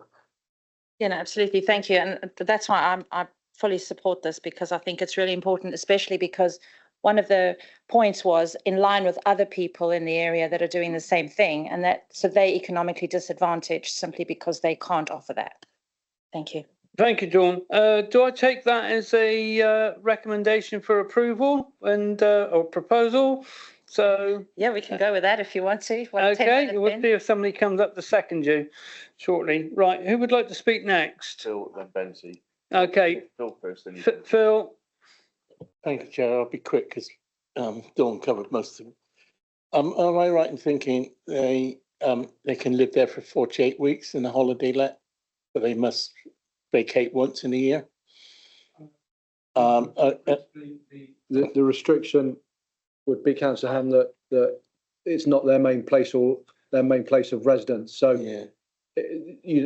again, let me just. So from that, do these properties have a postcode? Do they pay any council tax? Are they on the electoral roll? And are they are not allowed by using that address to get school places or doctors' places?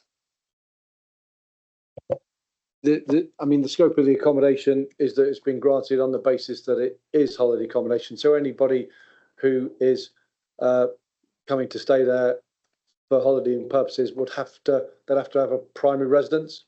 So you couldn't use it as your primary residence, and all of those things talked about, school places, etc., that would be associated with someone's primary residence normally. Okay, Phil, that should sort you out. Let's tell you, Benty. Thank you, Mr. Chairman. I have never come across this here, so I'm completely flabbergasted over it. They were restricted to 28 days a year, where one person had the right to stay there over 12 months, but only 28 days. Is that correct? That's correct. That's how it is. Yeah. And that is how it is for all holiday things. Yeah. No, This is only for this one here, but there could be other holiday homes that are operating differently with longer time for their clientele to be there. That's right. So the way in which we're recommending you agree the variation is the approach that's taken across Somerset. So, okay. So what is the new rule in Somerset Council then? Yeah. So that if we go to the report pack, and I'll just refer to the specific page. It's condition 3, and it is on the the recommendation part. So if you go to the report and you go to the back page, that's got the revised conditions. Okay. So I'll read it out for you. So No, that's fine. We save some time. I just want to know, will this here have any impact on bed and breakfast people? no. And I asked the officer now. No, Yeah. it's only in relation to this application. Okay, that's fine. Thank you very much. Thank you, Benty. You've got your answer and your bed and breakfast answer as well, so you're doing okay there. Right, I think Tony. Thank you, Chair. I must admit I had reservations about this when I first read it, but all those reservations have been covered off in the last 10 minutes or so with various people speaking. I'd be happy to second it. Thank you. So you're seconding Dawn's recommendation to go with the officer recommendation for approval. Okay. Excuse me. Does anybody else wish to say anything before we go to a vote? Mick. Oh, yeah. Yes, thank you, Chair. I just, unlike Benty, I would like to hear, I can't find it anywhere. Is it 365 days a year for holiday accommodation now? Is that the ruling? Or, sorry, Simon, can you just give us a quick? So the condition does not seek to imply a time restriction, but what the condition does, it's specific that the accommodation can only be used for holiday purposes, and in order to help the council police that, what it requires is that it can't be your main property, and that you have to have a main property address point. And to help the council police it, it requires that the operators who will be running the park keep an up-to-date list of all their customers' main properties. So yeah, it's not concerned with whether you spend a fortnight there, 3 weeks, 27 days, 35 days. It's about making sure that it's not somebody's principal property, because it's not proposed as someone's principal property, and it hasn't been assessed as someone's principal property. Okay, thanks, Simon. Thanks, Mick, because that was a question I'd had myself earlier somewhere else, because I just wondered if there was a way around something there, but there isn't, which is good. Okay. Anybody else wish to speak? No? Okay, we will go to the vote then. All in favour of Dawn's recommendation, with Tony seconding, to go with the officer recommendation of approval?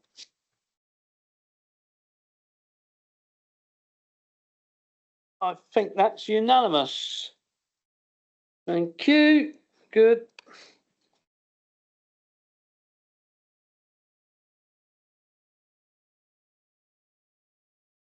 Okay, we're moving on to agenda item 7, which is 3 Bolts Road, Wells, which is erection of a two-bed detached.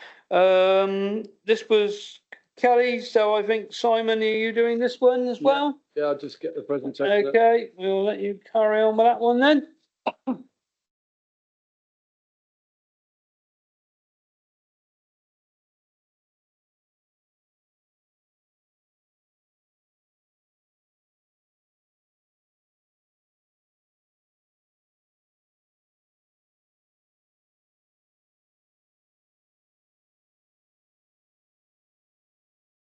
So thank you, Chairman. Yeah, and another one of Kelly's applications. So it's for the erection of a detached dwelling in the side garden of 3 Bolts Road, Wells. So as a result, it would sit adjacent to number 5.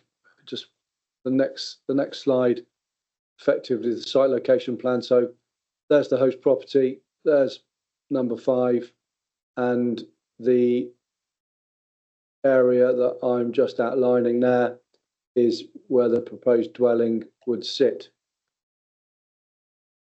So again, as you can see from the aerial photograph, Bolts Road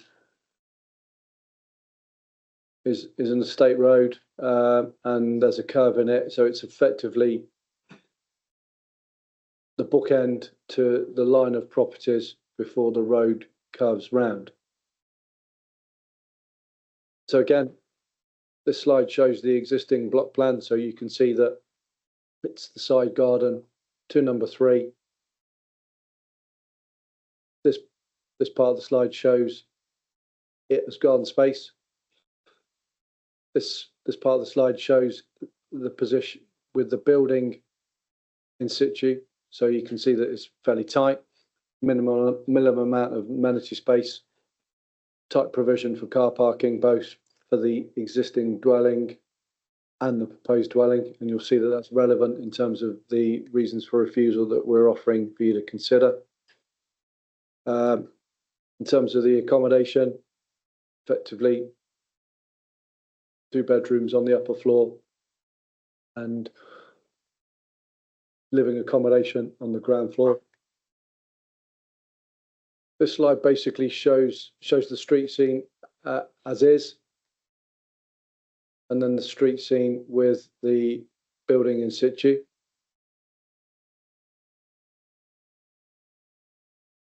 And then for those of you who haven't visited, sorry, thank you, Anna. Yeah, in terms of what I showed you, and I skipped before going to the photo. So that's the existing street scene, and then the proposed street scene with the dwelling in position. So for those of you who haven't been to the site, just some photographs just to capture the character of the area and to give you an indication as to the impact.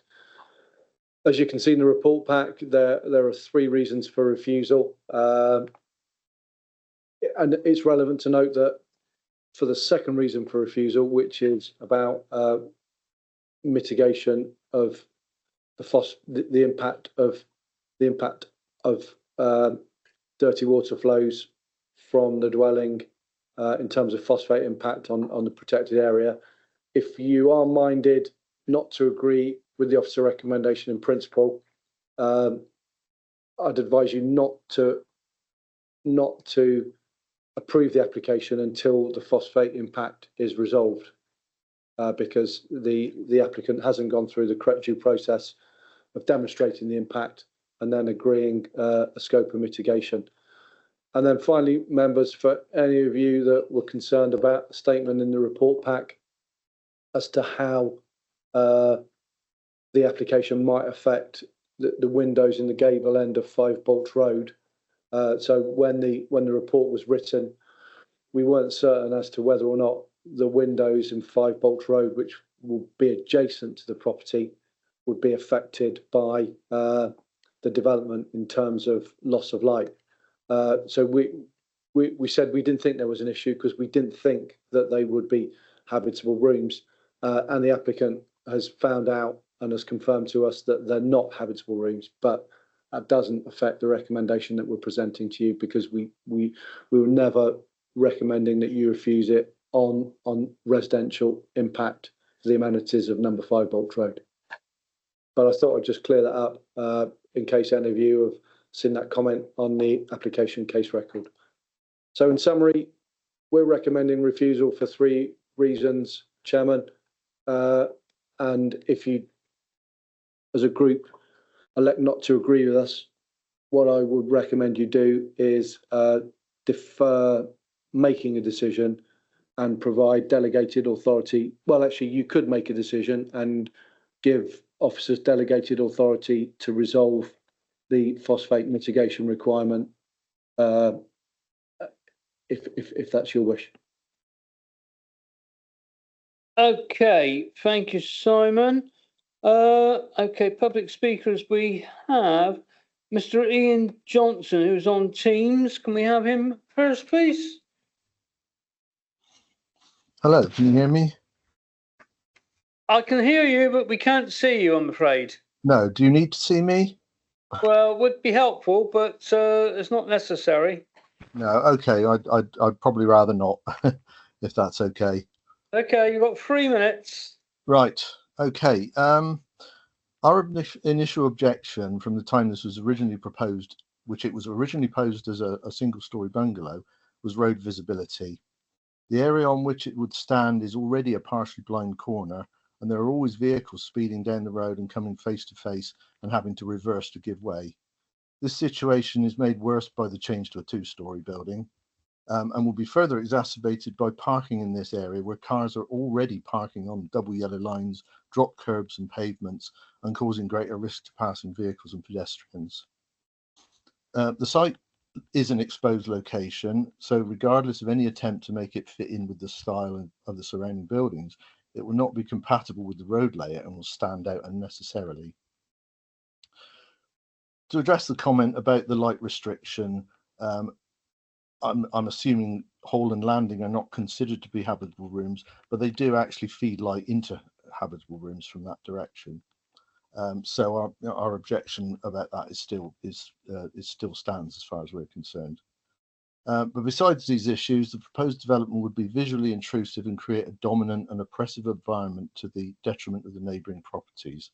The area has been an open space since this road was built, but would now present an overbearing aspect in all directions.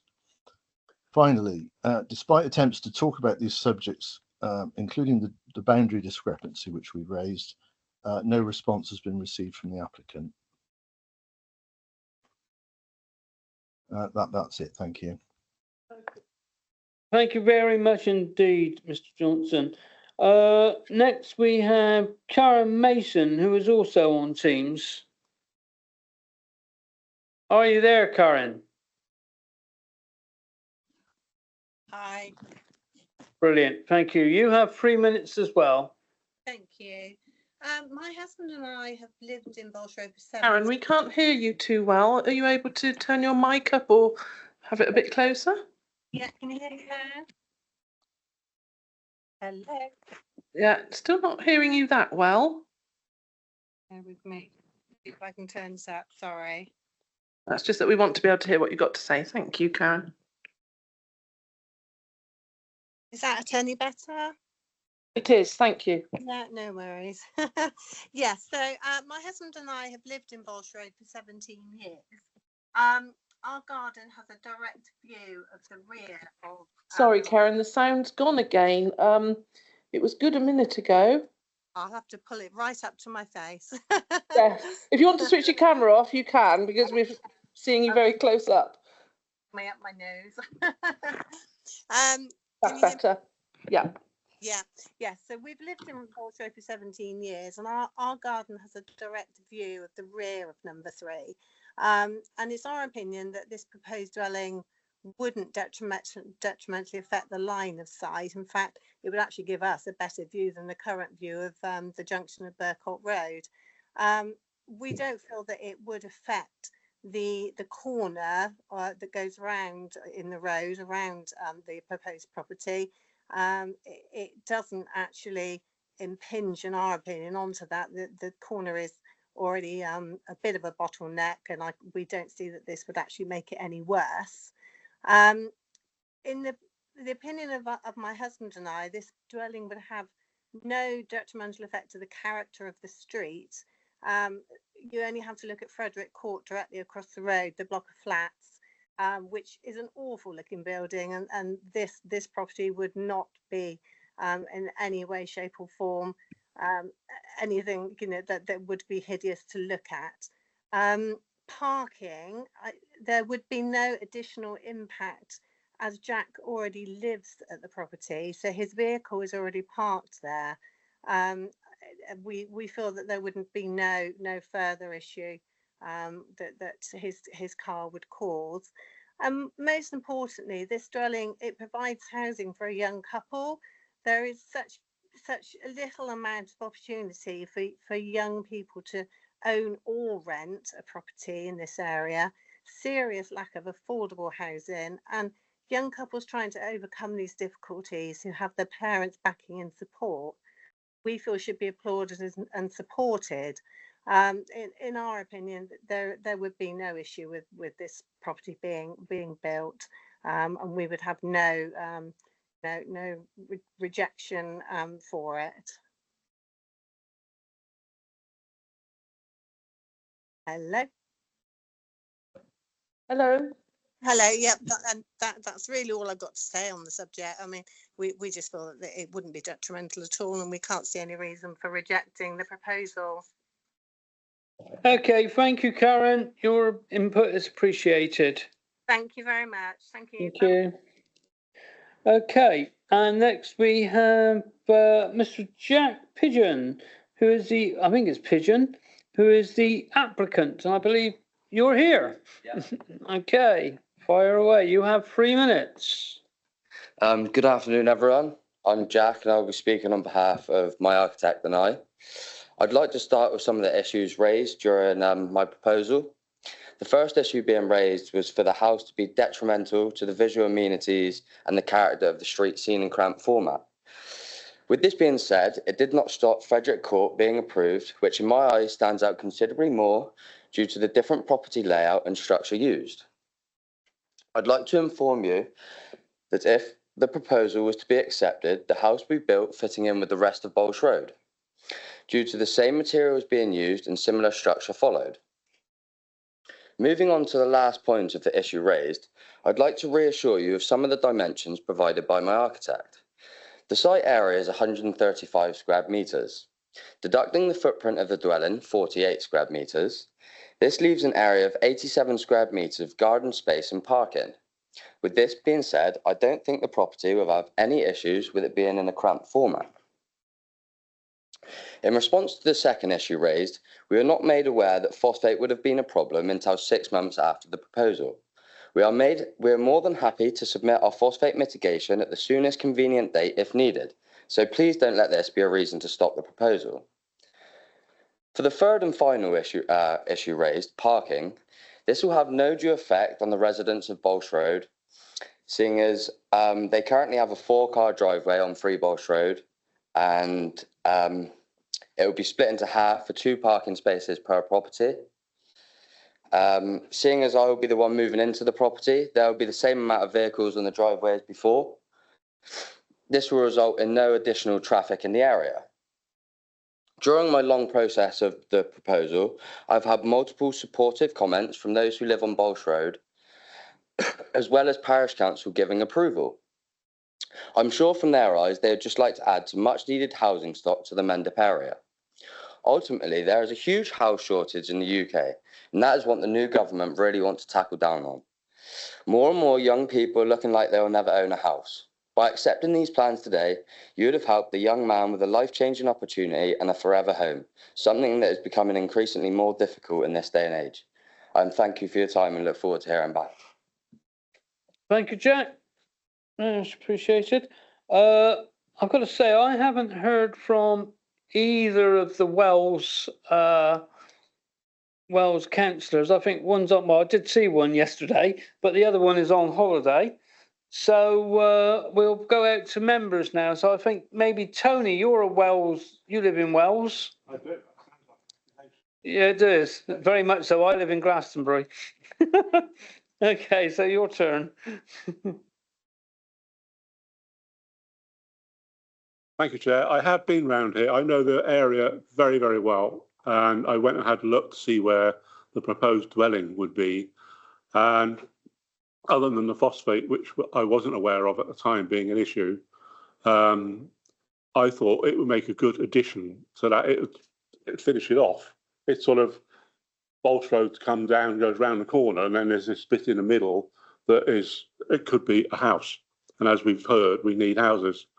I'd be happy to support it with Simon's condition that there is a phosphate plan. Is that right, Simon? What mitigation, phosphate mitigation? Mitigation, yeah. I'd be happy to support it, actually, against officers' recommendation, as long as there is a phosphate mitigation plan put in place, which I think is what Simon was suggesting.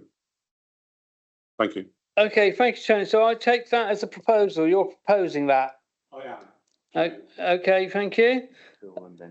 Yeah, Phil? Keep it simple. I'll second Tony. You're seconding Tony. Okay, so seconded by Councillor Ham, Phil. Well done. Benty, you would like to speak? Okay, that's fine. Anybody else like to speak? Yes, Barry. Thank you, Chair. A question for Simon.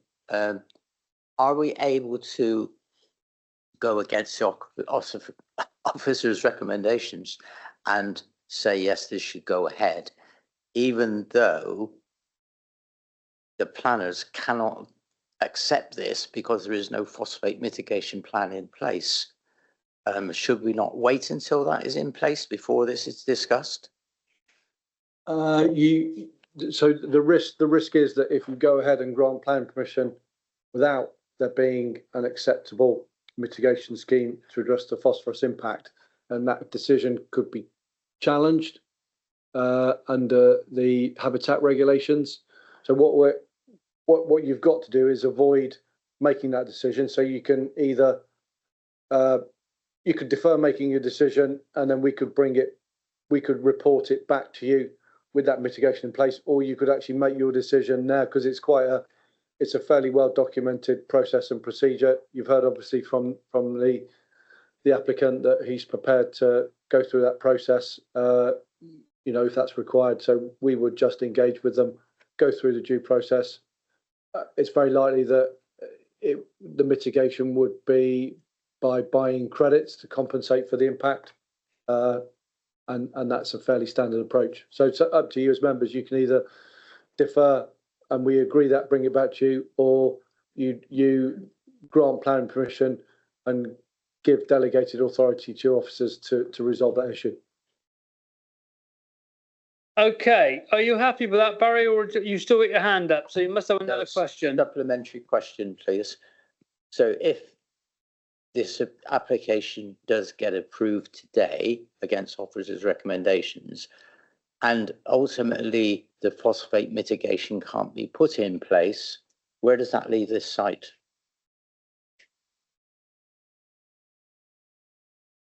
Okay, Simon.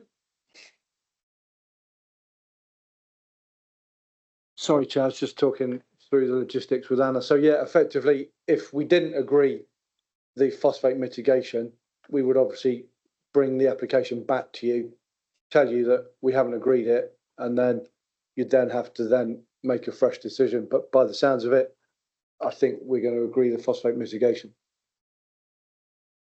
Thanks, Simon. Thanks for that.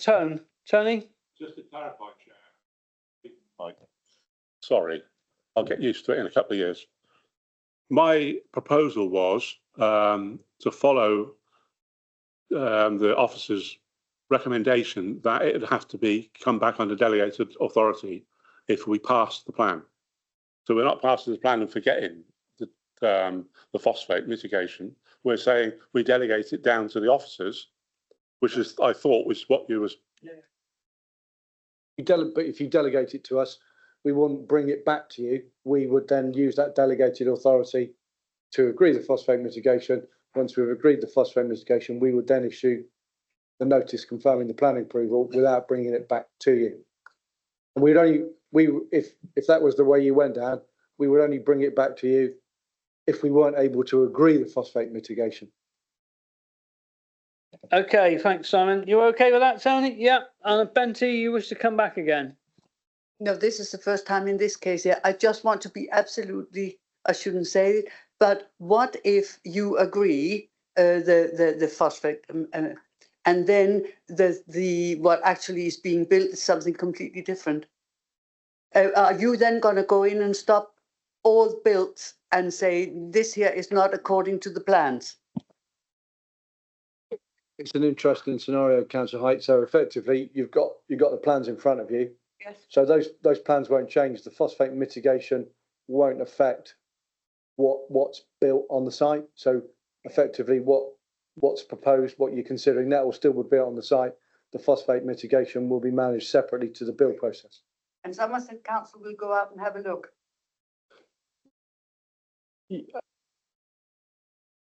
If somebody suggested that what was being built was not in accordance with the plan permission, yeah, the council would have the opportunity to. Thank you. Okay, thank you. Benty, you're still okay for seconding, aren't you? Oh, I thought it was you. So it was Phil who seconded, was it? Yeah. Tony and Phil. Phil wants to speak again. Okay, Phil, you want to speak? I was just going to say, can't Simon do this as a condition? If we pass it, there is it's not, you can't do it as a condition. Ultimately, there would be a condition, but we need to go through a process to work out. Yeah. Okay, you're happy now. Anybody need to speak? Feel the need? No? Okay, so we have a proposal from Tony, seconded by Phil, not Benty, my mistake there, to go against the officer recommendation and go for approval. Yeah, Chair, the only other thing is that normally you will also delegate your authority to us to agree the other conditions. So obviously not just the phosphate mitigation condition, but all the other conditions that you would need to approve. And we'd normally do that in conjunction with you or yourself, the vice chair and the ward member. So whether or not you want to include that in the recommendation as well.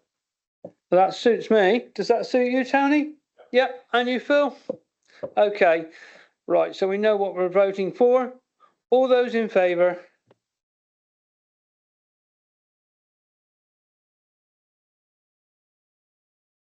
That's 8. 8 in favour. All those against? 3. Anybody abstaining? No abstentions.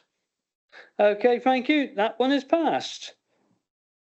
Thank you. And then we can move on to our next one, which is agenda item 8, which is Tilham Farm Lane and at Tilham Lane in that's in Boltonsborough. I think we all know where this is. Demolition of existing barn and erection of a 4-bedroom house is recommended for refusal. It's Kelly, so it's going to be Simon, I think. So Simon, all yours. Thank you again, Chair. So yeah, Chair has correctly referenced the application. So the application description is demolition of existing barn and erection of new dwelling with detached garage at Tilham Farm. So before we start the presentation, Chair, there is a verbal update that I'm just going to share with you because it does affect the officer recommendation. So the officer recommendation sets out 2 reasons for refusal for you to consider. The second reason for refusal being related to phosphate impact.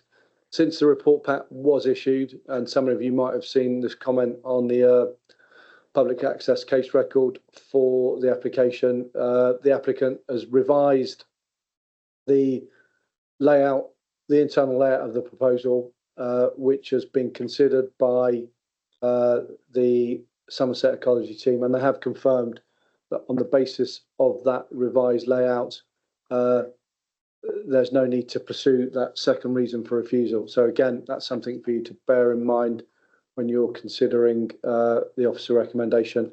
And also, we have finally received comments from the Highway Authority, which weren't included in the report pack when it was published, and they have no objections to the proposal subject to conditions.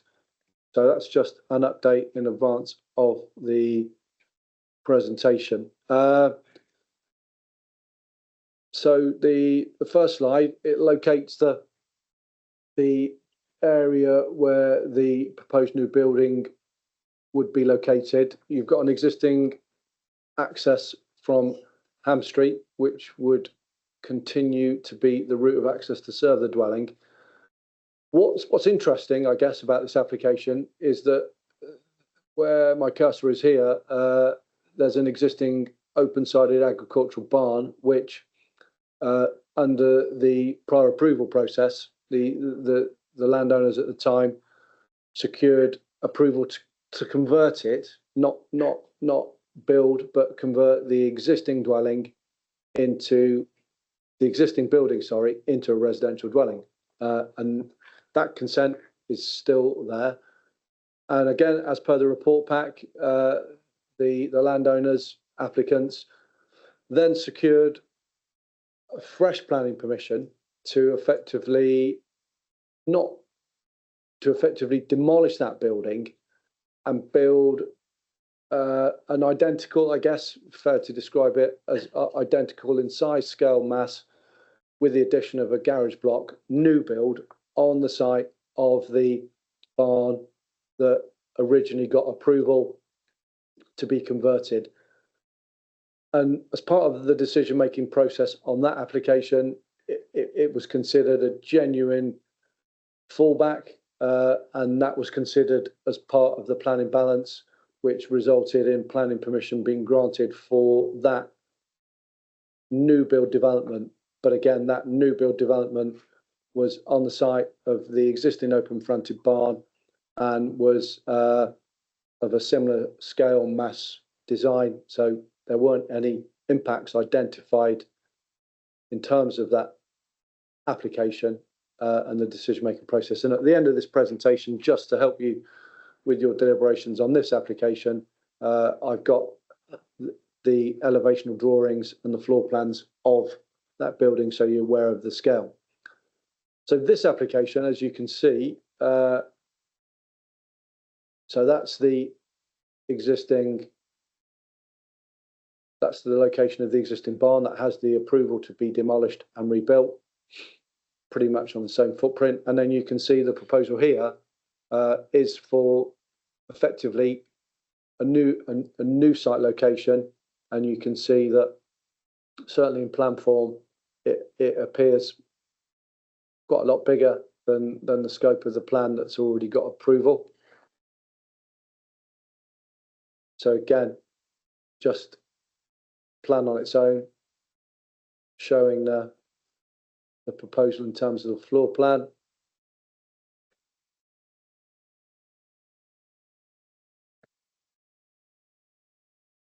So again, clearly the three links. Part of the links, and you'll see from the elevations, a 2-story, part single story. So you can see here effectively the way in which the new dwelling will be configured. So effectively, almost 2 separate units linked with a connector, and then this is the part of the development that would be 2-story, and then obviously that part there being single story. So in elevational terms, that's what it would look like. So 2-story, single story link, separate garage.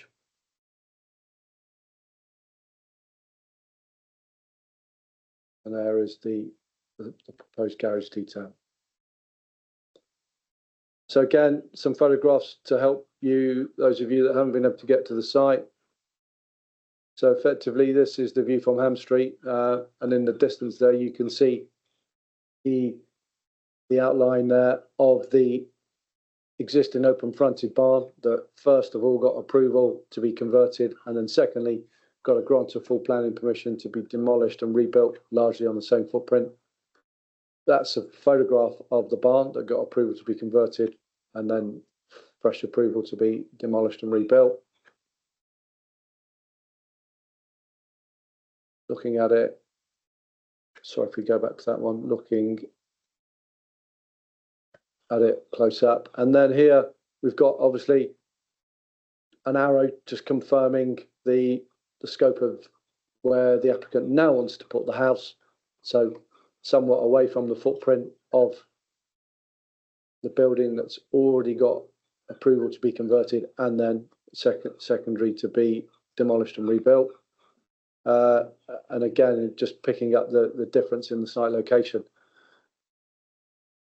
So that's the proposal that is now before you, and obviously, as officers, what we've had to do is consider whether or not it would be a sustainable form of development with the proposal that's already got the benefit of planning permission in terms of completing that planning balance, because the size and the scale of the approved scheme wasn't significantly different to the height, scale, massing of the barn. We felt that, you know, the impact of making that change from allowing a conversion to a fresh build and new build wasn't significant, and therefore no harm, no reason to recommend that application should be refused. what we've then had to do is make that same comparison with this application. And we're not suggesting that the earlier approval under 2021 should be taken away from your decision on this application. It won't be. That opportunity to deliver a new build dwelling on that site will still be there. But from our point of view, in terms of considering, again, we spent some time on the other application that was first on the agenda in terms of the connectivity, in terms of the location of the site and its connectivity to services, etc. It's in a fairly unsustainable location. Future occupiers would pretty much be reliant on the private car to gain access to services, facilities, employment opportunities. So we say that should weigh in the planning balance, as we do the visual impact, the increased visual impact as a result of what's proposed by bringing it forward in the site, and secondly, the increase in the scale of massing which is proposed. So we've set out our reason for refusal on that basis.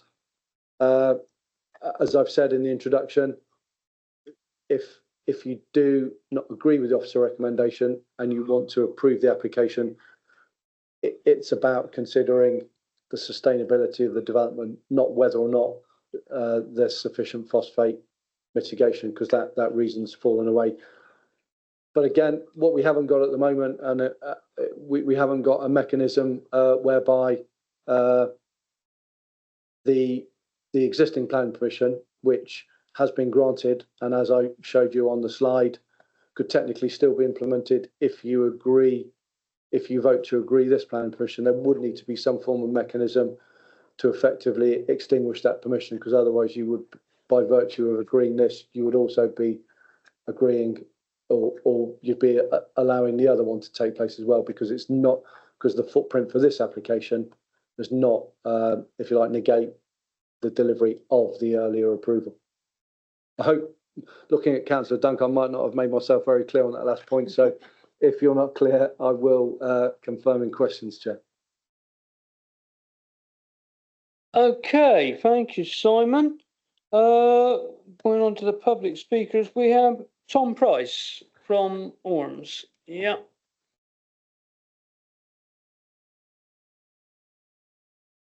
Okay, Tom, you have 3 minutes. Okay. Hello, there's a guest that's arrived online with your camera on. Would you mind switching it off, please? Gentleman with glasses recently arrived. Thank you.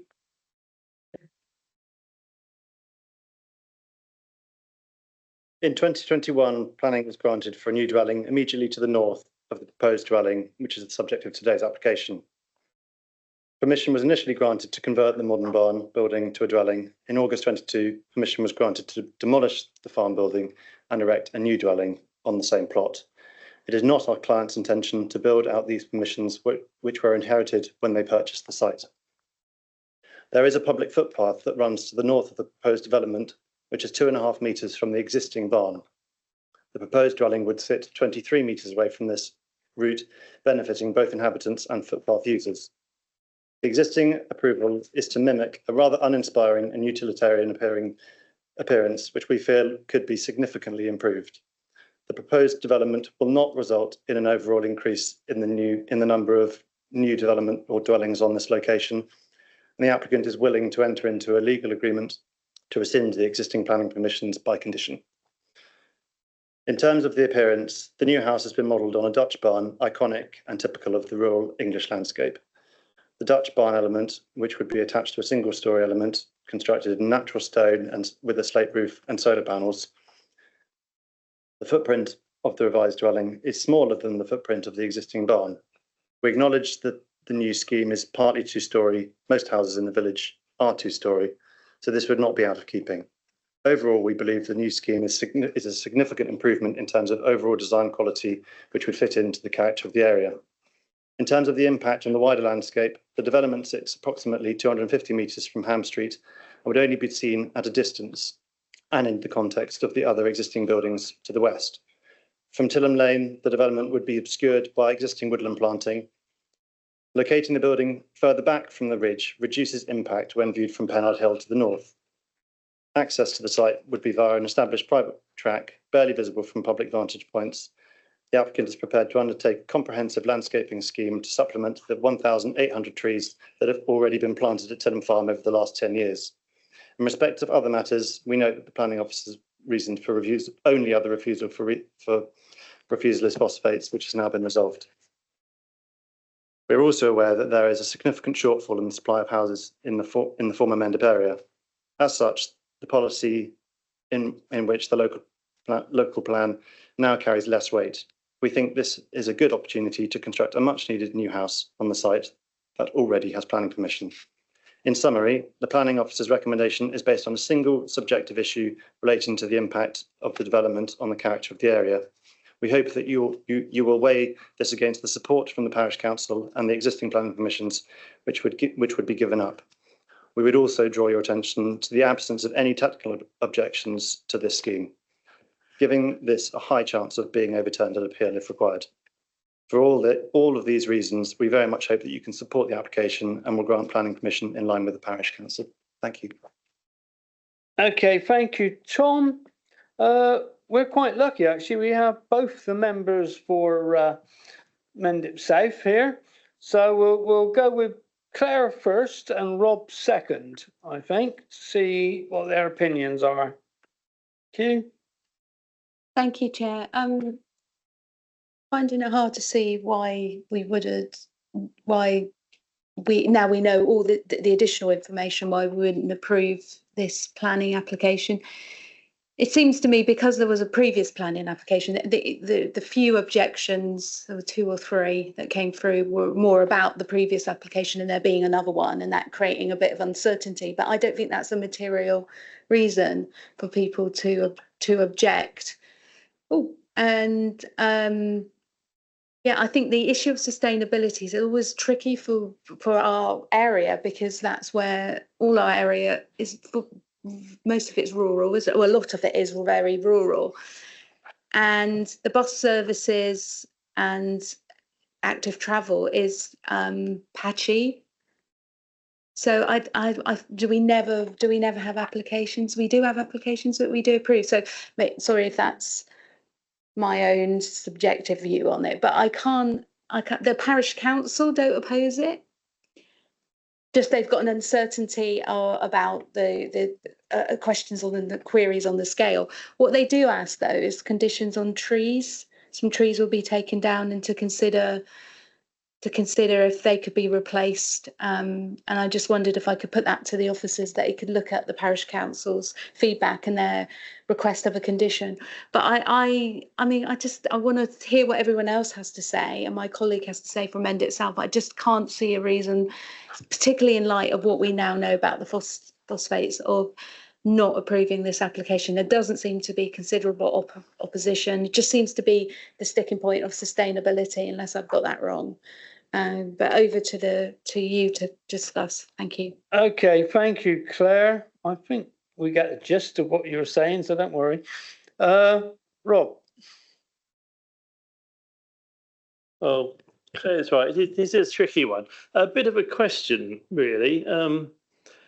The applicant said he would be quite happy to get a legal, whatever you call it, to remove the planning permission from the original barn. Could we put that as a delegated power to you that we can't pass it without that in place? Yeah, again, typical process. If you do resolve to come up with a different decision to the officer recommendation, then you've got powers to delegate authority to officers to agree the conditions and any other control mechanisms that you think would be necessary. One of which could be to extinguish the existing plan permission, and I would definitely recommend you did that, because otherwise, without that obligation, you'd be allowing 2 houses. Thank you for that. I mean, I'm torn. Dutch barns, yes, they are part of the traditional Somerset landscape. I'm not sure they fit as a house rather than a barn. But it's one of those. It's a toss a coin one. I'm not quite sure which way we're going yet. Okay, Rob, maybe you'd like to come back in later, and maybe Claire would like to come back in later after anybody else has spoken who wishes to. So who else would like to speak at the moment? Barry. Just a quick question for the planning officer. Why would this latest proposal be less sustainable than the one that could already be built?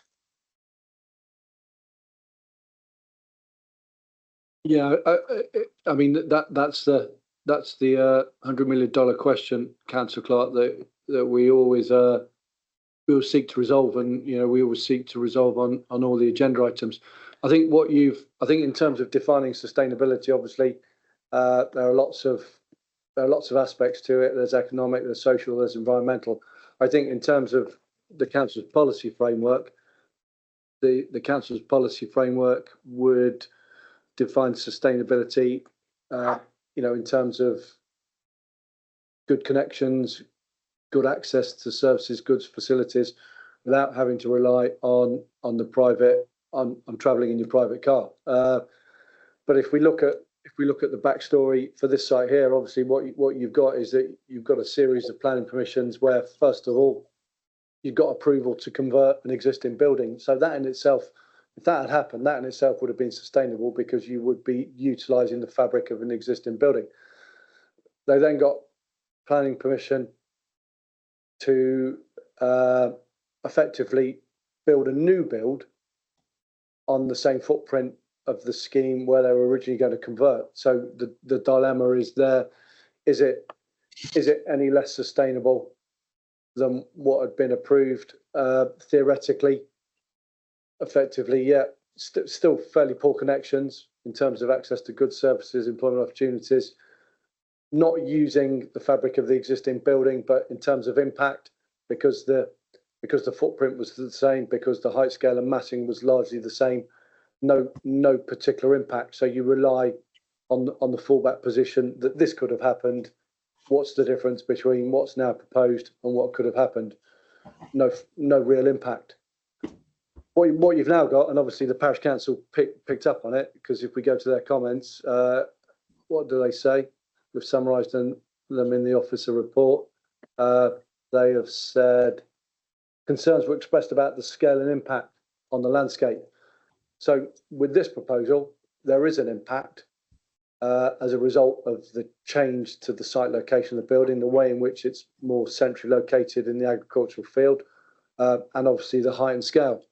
So within that planning balance this time, what we've done is said, well, it's still in a fairly unsustainable location in terms of access to services, goods, facilities, employment opportunities. Therefore, feed truck occupiers are still going to rely on the private car. And this time, actually, there is more of a visual impact because of the siting and the height and scale. And in the planning balance, because of those two negative points, we're suggesting it wouldn't be sustainable development. Okay, thank you. Edric, did you want to have a say? Yes, please. Yeah, I quite like the use of the Dutch barn style in countryside. I mean, one was approved in my division. It's at Badger's Cross. Some people probably know Mark Henry, the farmer up there. I think it's great. It fits in well. That, you would argue, is in an unsustainable rural location either. It's part of his business, which he runs successfully. That's digressing. If we weren't going to build in unsustainable locations, we wouldn't approve any houses in most of Mendip area, because most of us represent very rural divisions with no blooming buses. I'm looking across at my colleagues opposite represent the other half of the Mendips. Most of the area that Barry and Fern and Tony and I represent don't have buses. We wouldn't build any houses in any one of the Mendips at all. How will we allow village development? The other thing, in terms of sustainability, I'll get on my active travel head. I know that this is a few hundred metres off Sustrans Route 26. Now, I'm not expecting people to cycle everywhere, but if you wanted to, it's a flat route into Glassmill Street from this. I actually don't have a problem with this. I'm happy with the condition that they don't build the other one, that this is approved. Okay, thank you, Edric. Who else would like to speak? Phil? Thank you, Chair. Under the relevant history of the site that now not going to be built on had an approval on a Class Q. I always thought the Class Q had to stay where Class Q was and you could not move it to another site. Am I right or wrong? Hello, how are you doing? Well, we just had a Hello, people online, please mute.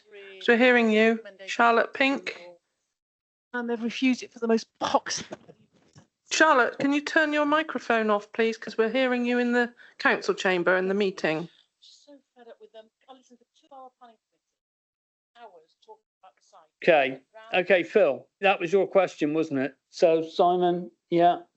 Yeah, Councillor Ham's correct. So effectively, if you like, if you look through the planning history on the site, the first time that approval for a residential unit on the site, it was as a result of the Class Q provisions, and they are about allowing the conversion of an existing agricultural building, modifying it so it can be used as a residential dwelling, and that's the sustainability benefit.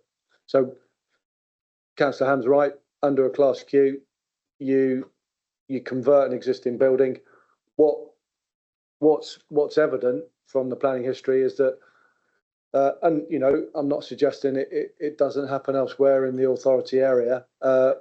When a landowner gets a Class Q approval, sometimes what they do, they then seek to apply for planning permission so they can actually build a new build instead of converting the existing barn. So that's what they've done here. And with that application, obviously, because it was on the same siting as the barn that was approved for conversion, and it was of the same scale and massing and, if you like, intrinsic design, we didn't raise an objection. But because this is different, and you've obviously heard that Councillor Hobbs thinks that new build Dutch barns to be occupied residentially are a good thing, that's where, if you like, he disagrees with the officer recommendation, that plus the fact that it's in a new location. Okay, thanks, Simon. Are you okay? You'd like to come back, Phil, would you? I totally agree with what Simon's been saying, and I totally agree what Edric said. So I'm now in between the two. But would we be setting a precedent around moving Class Q if we go with this approval? Good point. Members, you know, this issue, we get asked this issue a lot about precedent, and what we have to do and what you have to do is determine each application on its merits.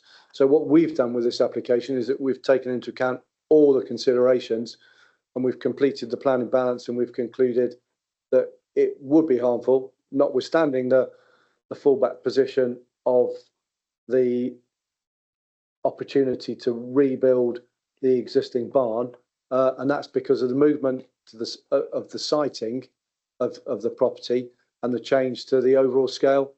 And you know, our view is that when you balance that in conjunction with the site location, it would represent unsustainable development. We're not at all suggesting that affects the applicant's ability to deliver the scheme they've already got consent for, because they've already got consent for that, and they could do it tomorrow if they wanted to. Okay, thanks, Simon. Phil, you're happy now. We've got Mick. And Claire afterwards, yeah. Yeah, okay. My overall view on this is I don't mind it, but I don't actually like the fact that the Dutch barn is as high as it is. It may be a Dutch barn, and apologies to Councillor Hobbs because he likes them, but I would be minded to vote for this if it wasn't for that particular aspect of it, because it is quite large and prominent, and I think that's probably pushing it in the open location. The other just small niggle for me is that if Dutch barns become flavour of the month, they're not very easy to put solar panels on, and we do need. I know you're going to laugh, and I do think that isn't a consideration, but it is in my mind, and anyway, I just think that it's pushing it the bulk of that, and I would probably either abstain or not be able to vote for it for that reason. I can see that if you erase the previous application and go with that, I'm sort of happy with it, but for the Dutch barn, the size of it. Thank you. Okay, Mick, thanks for that insight into your mind. Claire. Yeah, so listening to the feedback, and Councillor Hobbs's feedback was interesting, because talking about similar situation and that the context of whether you liked something or not was because of you'd experienced a similar bill. But I kind of think what we like and what we don't like out of that context, I can't see that really comes into this. Also, the parish council were mentioned about their reservations, but ultimately they voted to approve it. They weren't using those reservations as barriers to them. When I say approve it, recommendation of an approval. So it seems to me there's a complication with a previous planning application. But did I hear it right? That was because they inherited that planning application, so that's why they had this is a new owners of the land who want to do their own thing. So whether we like it or not, I don't think we should count that. I don't think we should be put off by that one comment by the parish council. I think we can get around with our officers' support and direction the previous planning application and what to do about that anomaly. I just can't see a reason to not recommend approval of this, because there's the sustainability issues being raised already, that there is an active travel route near it. It is a rural location. We've got that problem in most of our area. So I think that I would like to put a proposal and just see how that goes down with the rest of the committee, that we don't go with the officer's recommendation of not approving this planning application, but we actually approve it with the guidance of our lead officer on how to deal with the planning application. Like, I don't think the sustainability in this particular location is enough to not approve it. So I'd like to put that out there and see if anybody else will second it. Thank you, Claire. It's really good. So you made the proposal that we go against officer recommendation and we go for approval. That's correct. Okay, thank you. Edric. I'd like to second that. Okay, thank you. Oh, right. You don't want to speak then, Tony. Who else would like to speak now? Rob? Sorry. We're coming. Sorry, Simon wants to speak. Oh, Simon wants to speak. Yeah. You're getting more confused here now. Chairman, thank you. Just in terms of Councillor Sully's proposal and Councillor Hobbs's recommendation, obviously, if you look at the reason why we're recommending that you should refuse the application, there are two aspects to it. And when we've balanced those two aspects, clearly it leads to a recommendation for refusal. So the first one is that the development, by virtue of its siting, scale, layout, contrived design and extension of the internal access arrangements, represents an unacceptable form of development in the open countryside which would fail to maintain or enhance the environment. So that was our view. You're entitled to disagree with that view if you want to. We also concluded that as a result, it would have an urbanising effect and encroachment into the open countryside, which would have a detrimental impact on the visual amenity and the landscape character of the rural locality. So again, that would be something you would be entitled to disagree with. So you're in terms of completing your planning balance, you're not identifying any harm to the character or appearance of the site and or its locality. So you're just left with the unsustainable location. And obviously, on that part, you're recognising the fact that there's already a planning permission to grant the development of a house very, very close by. So it's still an unsustainable location, but you identify no harm. So therefore, that's why you're recommending approval. Okay, thank you, Simon. I think, Claire, we've got the recommendation. We've got Edric seconding. Did you second? Yeah, that's good. Anybody else for any more on this one? No? You should, but before members take the vote, you should probably just get them also to consider whether or not there needs to be a legal agreement to extinguish the benefit of the existing plan permission, and that should be part of the vote. Okay, do you understand that? Everybody okay with that? Could I just ask advice with the lead officer on the tree query about the parish council did say could the trees be replaced that are being removed? There's a could I ask the officers to just double check that comment? Normally what we'd do, we'd schedule some conditions and would send them to you as divisional member, chair and vice chair to agree before the decision was issued. Again, just to say, if you did approve the application today, the legal process probably would take a bit of time to get the legal paperwork in place. So we'd circulate the recommended conditions first for you to look at in advance of receiving that legal obligation. Okay, I think we understand that. I think everybody clear. Are you clear? Yeah, everybody's clear. Okay, we'll go to the vote then. We know what we're voting for. So, all those in favour of Claire's recommendation, we go against the officer recommendation and we vote for approval with the add-ons that we put there. Okay, all in favour?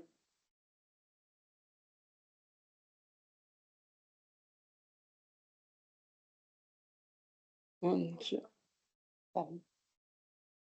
Right, that's 7. All those against?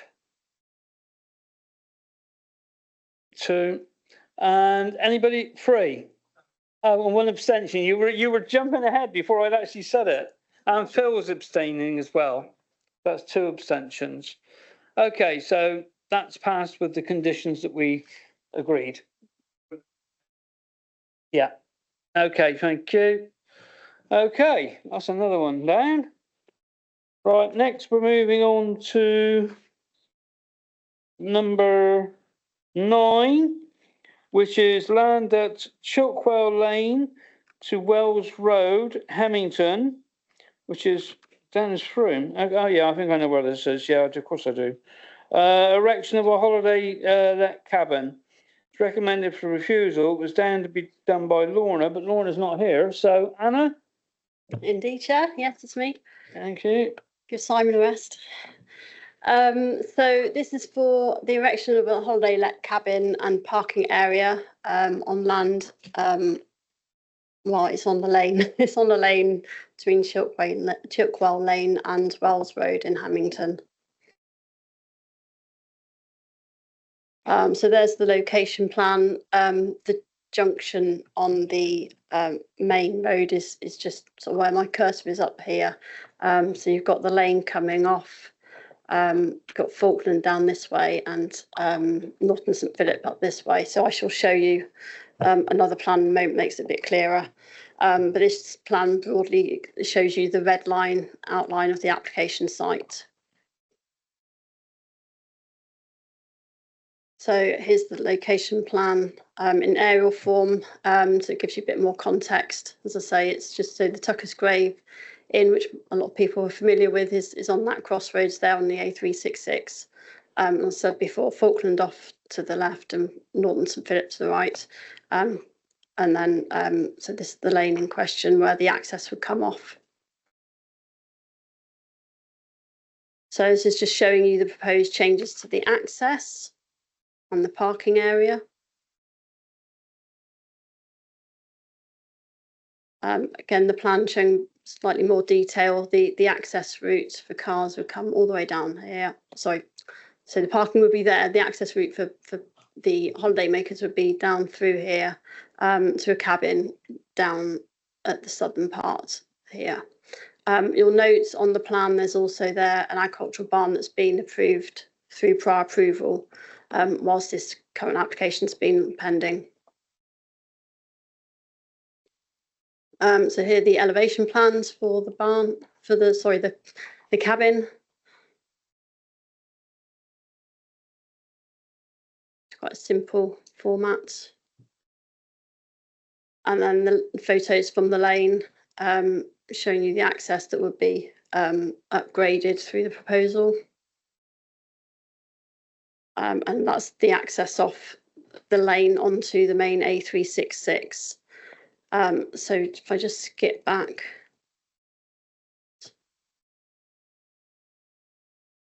So obviously the officer recommendation is for refusal due to the unsustainable location. We've talked a lot about sustainability today. This site is wholly unsustainable. Even if you walk down the lane to get to the A366, there are no buses that run past the site. There may be a bus that comes to Falkland and out again. No buses run past the A366, and there's no way anyone would want to walk along that road, let alone possibly not cycle either. So members, the recommendation is for refusal.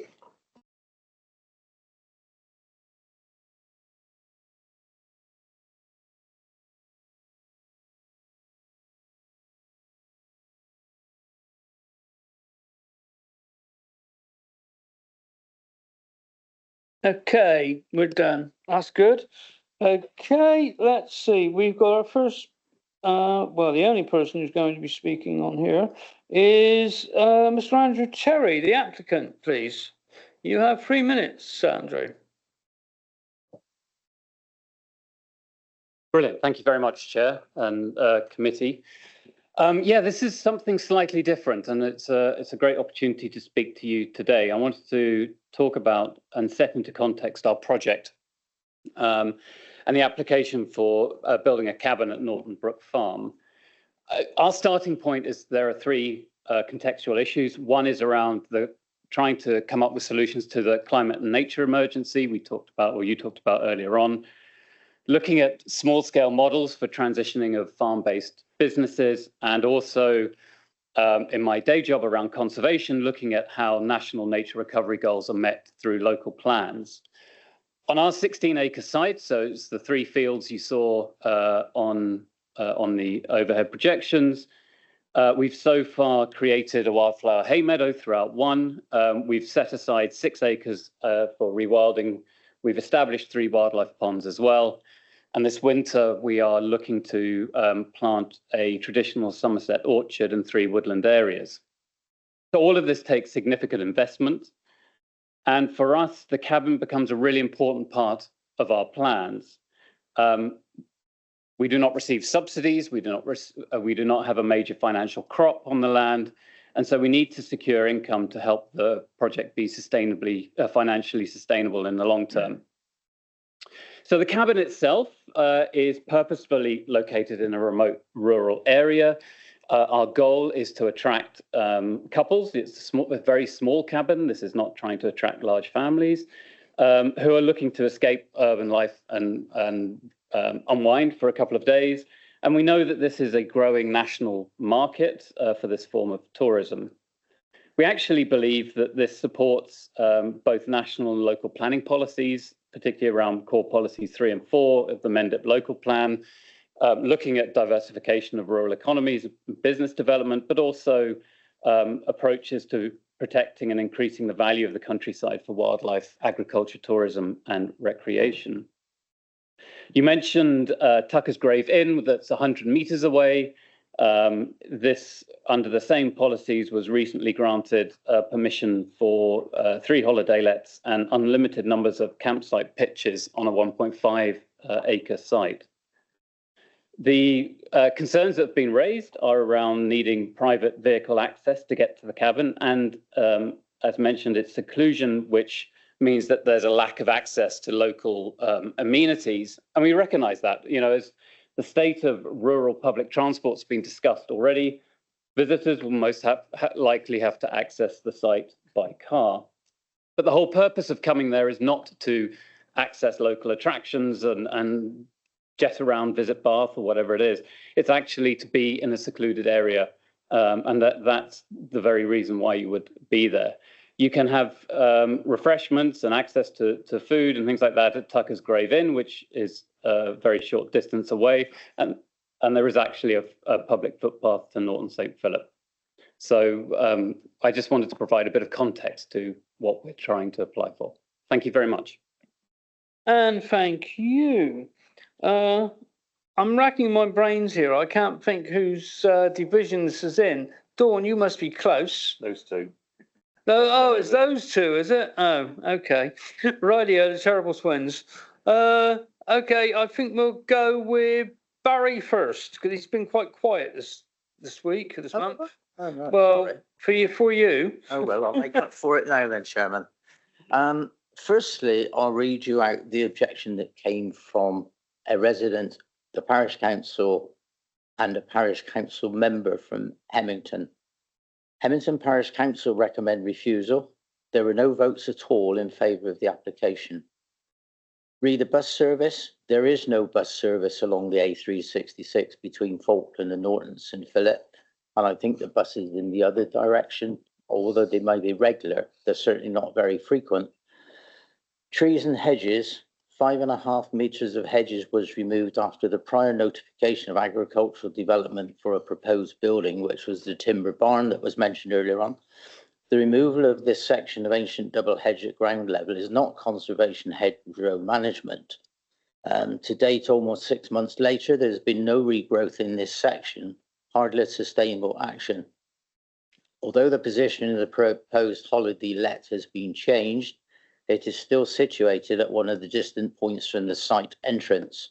This speculative proposed commercial development is not necessary for the rest of the project and would seem to demonstrate very little in the way of sustainability.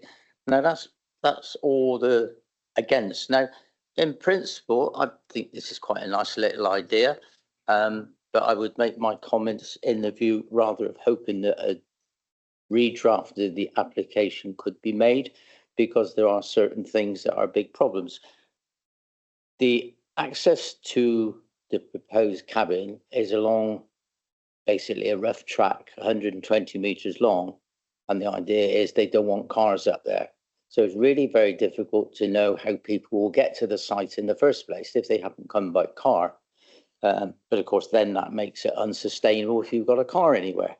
And certainly people are not going to bicycle from Norton St. Philip to come here, and they're definitely not going to walk. I went up there on Sunday and it's a very busy road. There is a complaint about the height of the cabin, which I think the applicant could help themselves by bringing the height down. I think their planning advisor told them minimum ceiling height is 2.6 metres. In fact, it doesn't need to be more than 2.3 metres. So there could be a reduction straight away in the height that's offending people. Falkland Parish Council really have issues with this problem about the hedgerow.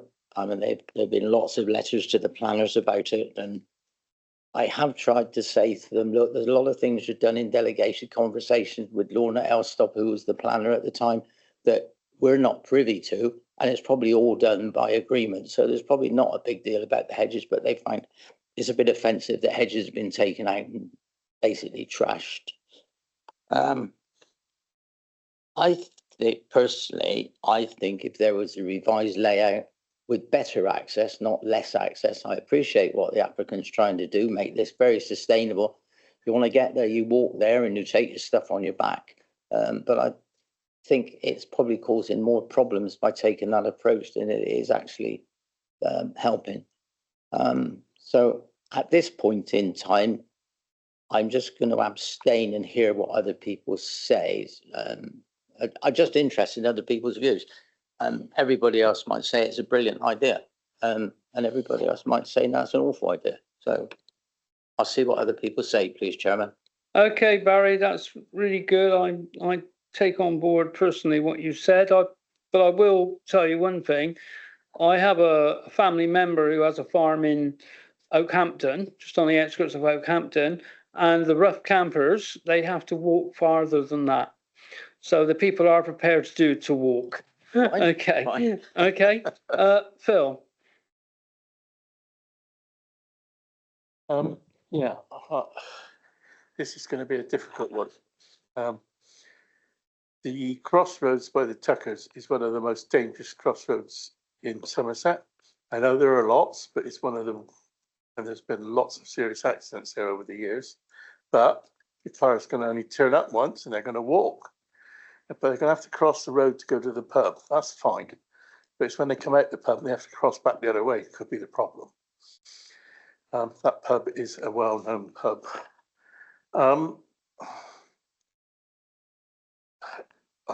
sat on the fence at the moment, so I'll listen to what everybody else says and come back in at the end if I may, Chair. Okay. Who else would like to come in, join the conversation? It's definitely silent.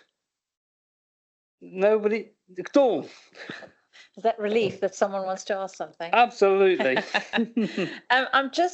We wouldn't actually be seeing this at all if there wasn't a connection with the council. Is that right? It would have just actually been not approved and we wouldn't have this opportunity to have this discussion.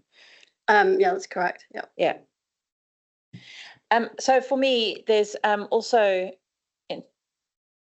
people do go away to be away from everything. So the isolation is quite important for some people, but I am also really quite aware of what the parish council has said, and the fact that both councillors, divisional councillors, are not for or against it. It also just feels like maybe we should just go with the officer recommendation, because this would never have been in front of us if there wasn't a connection with the council. So. Okay, Dawn, thank you for that. Tony.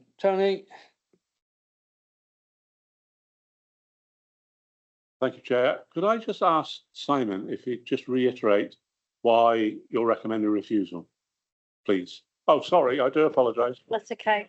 Anna's doing it. Yep. Yeah. Yeah. So basically, it's because it's unsustainable location for a tourism unit. Obviously, it's not a tilted balance question because it's not for housing. It's tourism, so it's a flat balance, and the harms outweigh the benefits. So the fact that it conflicts with the spatial strategy because it's unstable location, there's no connectivity to other services that the services that are required for tourist accommodation. Obviously, that's slightly different to what people might need in their permanent residential uses. Other than the pub, there is nothing else nearby. So people will definitely be using their private car to get there. Obviously, when looking at that balance, we look at the economic benefits, which is why sometimes we allow tourism accommodation in more rural locations. But the economic benefits are so minimal on this one compared to the harms. To us, it's quite clear that it should be refused.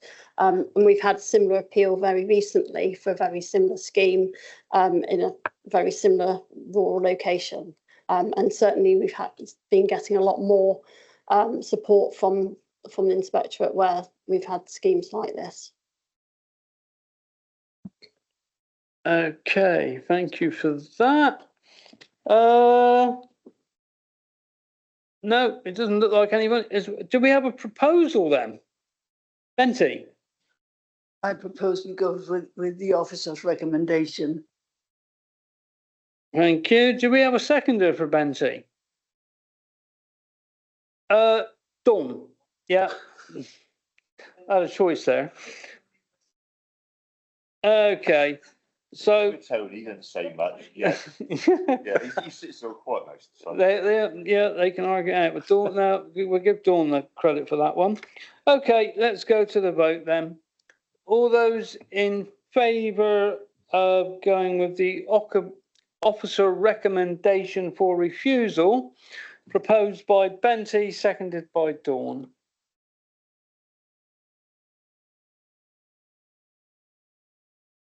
Unanimous, yeah?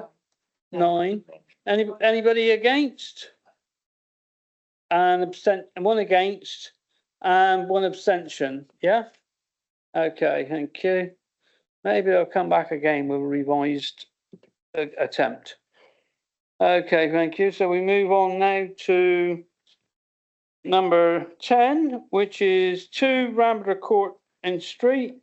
Somerset, it's a proposed garage conversion to create an office, and it's by Kirsty.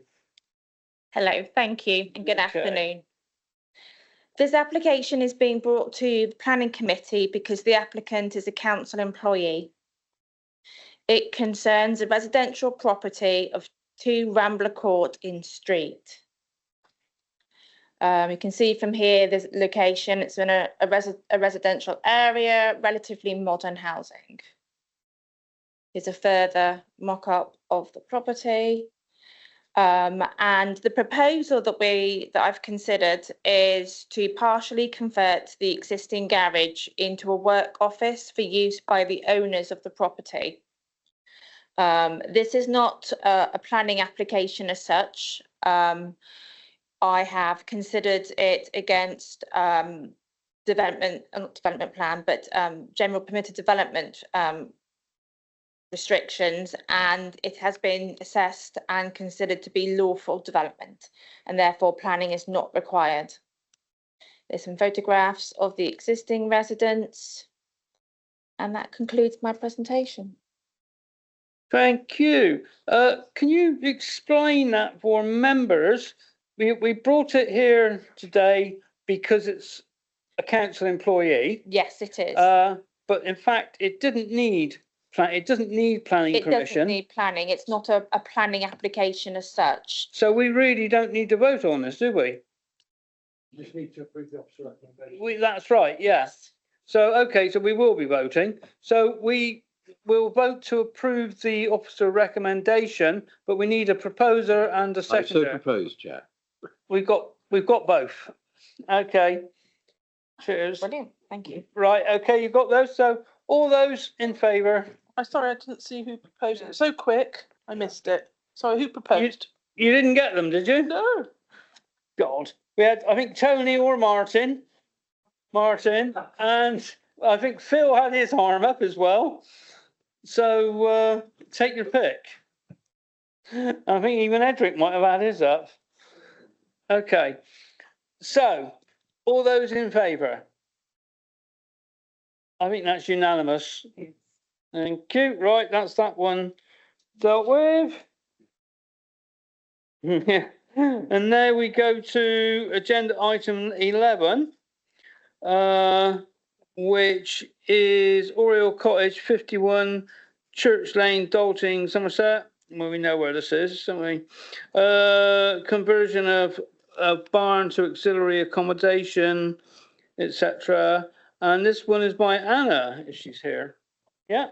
Was a double Anna here. So I will do the presentation, but Anna will chip in if necessary. Okay, that's Okay. fine. The presentation, I'm just going to do the one presentation, but it's a parallel householder and listed building application. So when it comes to the vote, we will need to do 2 lots of voting. Okay. Get that, everybody? Right, okay. Okay, then carry on. Okay, so the applications for the conversion of a barn out the rear of the house to ancillary accommodation. So as I mentioned, it's both a household application and a parallel listed building application. And the address is Oriel Cottage, 51 Church Lane in Dalting. So we've got 2 location plans. So we've got the main A361 coming from Shepton towards Frome. And there's Church Lane, and we're talking about this property here, edged in red. And again, there's an aerial photo, as you'll see in a moment from the other plans. There is actually an archway through here with access through to the back, which is quite unusual for these properties.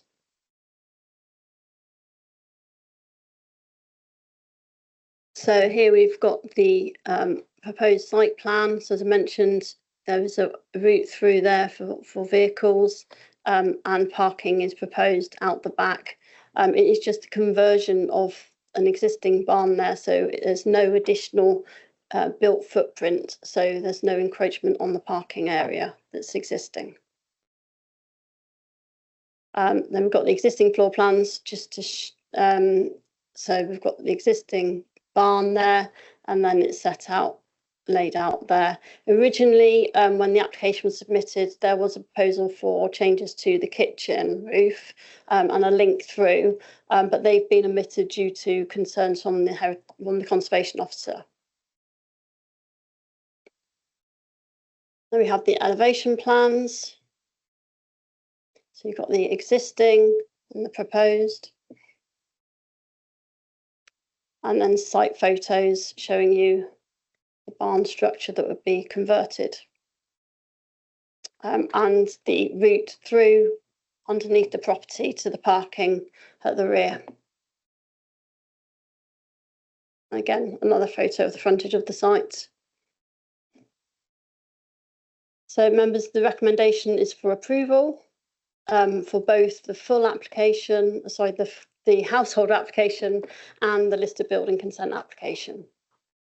Well, that's the end of the presentation. Thank you. Okay, thank you. So I'm looking here. Do we have, and public speakers, Mr. James Benton? He doesn't seem to have arrived, and I don't think he's online. So, no, we don't have Mr. We Benton. don't have Mr. Benton. No. That's a bit of a shame.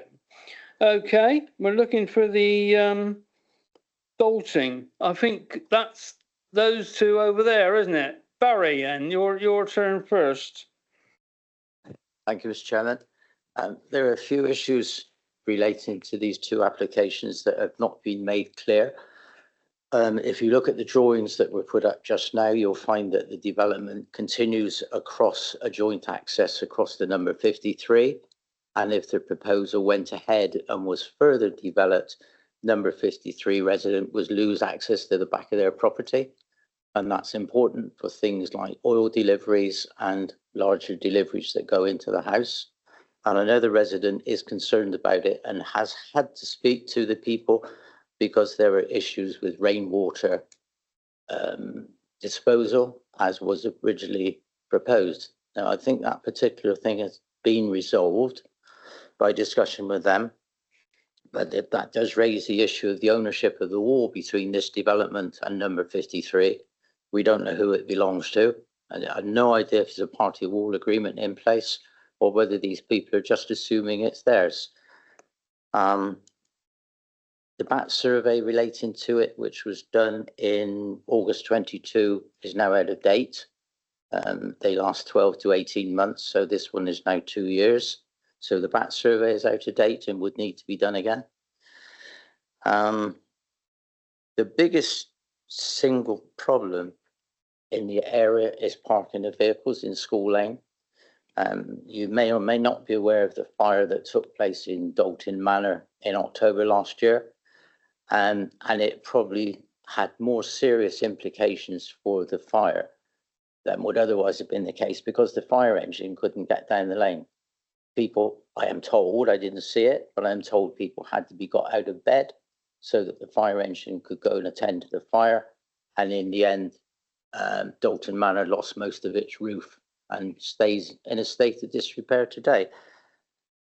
If this proposal goes ahead, there will presumably could be 2 more cars on the site. Now, I looked on Sunday, there were 3 cars on that site, one of which belongs to the cottage on the left-hand side of the archway.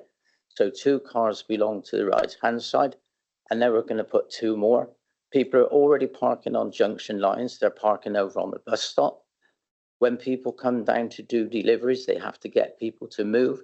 It's becoming quite an intolerable situation for parking down there, which the residents don't seem to want to help themselves. I live here, so I can park outside, can't I? I can do what I want. And now we've got people started parking up on pavements, and it's just getting a mess. And I think this should be turned down, if for no other reason, purely for the traffic issues it is going to cause. Thank you, Chairman. Yeah, thank you, Barry. That was very insightful. I'm not sure how much of it is material planning. Phil. Thank you, Chair. I can't add a lot more to that. Barry obviously knows a lot more about Dalton than I'll ever know. I pick him up from that archway when we go to full council, and I drop him off by that archway from full council. I do realise the problems of parking in Church Lane. I get letters after letters of it, and I've had emails to Somerset Highways about parking in Church Lane. It is a problem. It's a big problem on a Sunday. This is only going to compound the issue. So basically, I will be voting with Barry. Okay, thanks, Phil. Your insight is always appreciated. Who's next? Edric. Yeah, I'll join with Phil and Barry's attitude on parking because I clean windows down there. It's a nightmare getting down that lane. It's really, really difficult. There's nowhere to park, and the access in even a van my size is really, really difficult. So on parking and access concerns alone, I will agree and vote with Phil and Barry on this one. Okay, anybody else? I'm looking. Nobody wants to get involved with this one. So obviously everybody's listened to you, Barry, maybe, or have made their own mind up, had a visit. Okay. You want to come back, Edric? Yeah, we haven't proposed and seconded anything yet, so I will propose we go against officer's recommendation. I don't think what either of you have proposed it, have you? Sorry? Yeah, okay, thanks. I'll propose we go against officer's recommendation. And do you have reasons? Parking and access, Chair. And Barry, are you seconding that, are you? Okay. Martin? I'm just wondering, would the officers like to come back on this particular issue before we go to the vote? Thank you. Would you like to come on, Just Susanna? come in, on the parking. I understand there's existing concerns with parking in that area. This is one of the few properties that seems to have off-street parking. The proposal would only increase it by 1 bedroom. So you need to be satisfied that that's a significant enough change that would be harmful enough to warrant refusal. Okay, I'll ask the proposer and the seconder again. As it's got off-road parking and appears that it won't be taking up more room on the highway, do you still wish to go forward with this? Chairman, it doesn't have off-road parking. That off-road parking is already occupied. I said to you, there are 3 cars in there on Sunday morning. If somebody moves into that accommodation, that will be at least 1 more car. I know it's only 1 more car. There isn't space for 1 more car down there. Ask Edric, he goes down there. There aren't spaces for 1 more car. And on a Sunday, it's just bedlam down there. So I'll come back. It's still the church. Sundays for the church, is what you're saying? Yeah. Okay, anybody else wish to say anything? Anna, you want to come back? Sorry to come back. No, you don't be sorry, you come back. From our perspective, within the red line, they're showing ample parking. So on the face of the application, there is no loss of parking. The only thing that's changing is 1 additional bedroom. So that's the only room for manoeuvre in terms of considering whether there's significant change to warrant refusal. And if other people are parking there, they don't necessarily have a right to, but unless the wrong certificates have been served. So I'm going to get this because I think I'm hearing what you're saying, Anna. And what concerns me would be that if this was to go to appeal, we wouldn't have any legs to stand on, let alone 1, and it would be thrown out. Benty.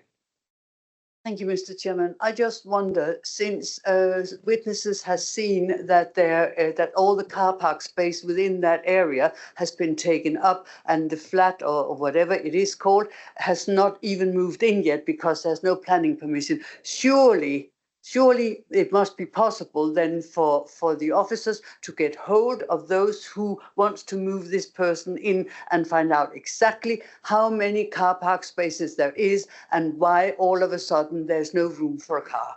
Is that not possible? So defer it all until it is found out actually who is telling the truth and who is not, coming to those who are trying to get permission for this flat or whatever it is. If there isn't room for a car, then they cannot get away with this application.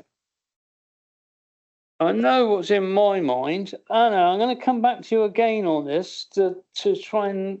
Yeah, so I mean, while we've been talking, I've double checked, because I'm sure I checked this before, but on the application form, they have declared that they own the whole site and that there is no change to the parking from the existing situation. We have to, as planning authority, we have to take that at face value, as would the planning inspector. Okay, I think I get that definitely now. Okay, Mick. On the surface of it, it looks like you're going to have potentially 2 people living in that new dwelling, both of which could have cars. And so I would look to see 2 parking spaces, ideally. Hold on, Mick. I think somebody's got to reply to you on that. I think you're going at the wrong path.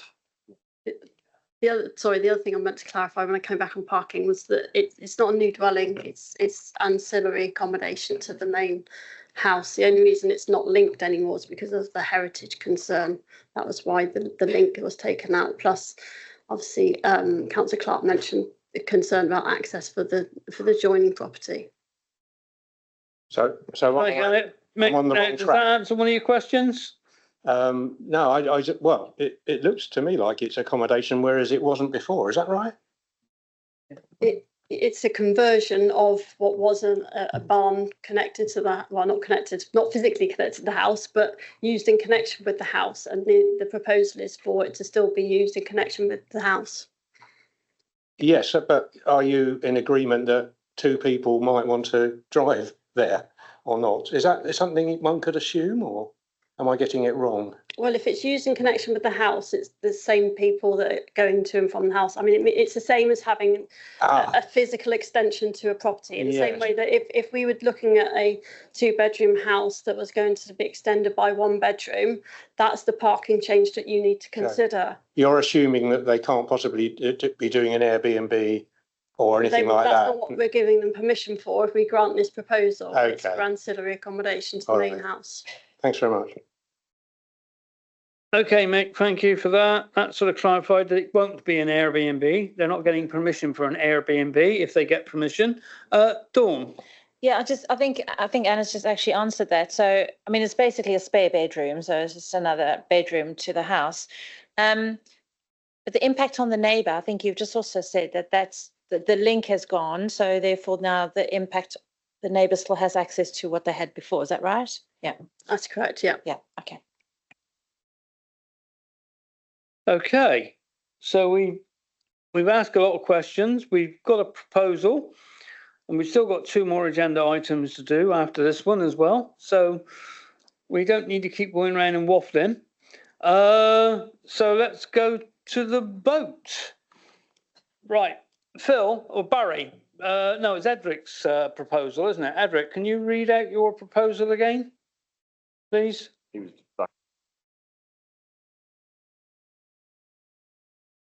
Still based on parking and access concerns. So to refuse against officer recommendation, because along with Councillor Clark, I think it could exacerbate the existing situation by increasing the parking in the lane. So that's your sole reason for objection? Yes. Okay. Okay. All those in favour of Edric and Barry's proposal, please put your hands in the air. 4. All those against Edric's?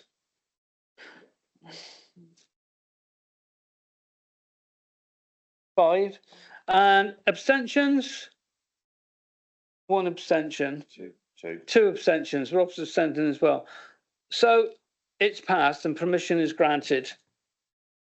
No, Chair, we need to go to the substantive motion now. So the opposition's fell, so we need to go to the substantive motion. Okay, so we go to the substantive motion. So we vote again, and we've got to vote again after that because we'll have to vote twice on this anyway. Chairman, procedurally, do you not need somebody one of the members now to propose and then one second? Yeah. So who is going to propose? Dawn. Okay, and seconded by Martin. And that is that we go with the officer recommendation. And will you be proposing both? Yep, and seconding both. Thank you. Okay, all those in favour and going in line with officer recommendation, hands in the air, please.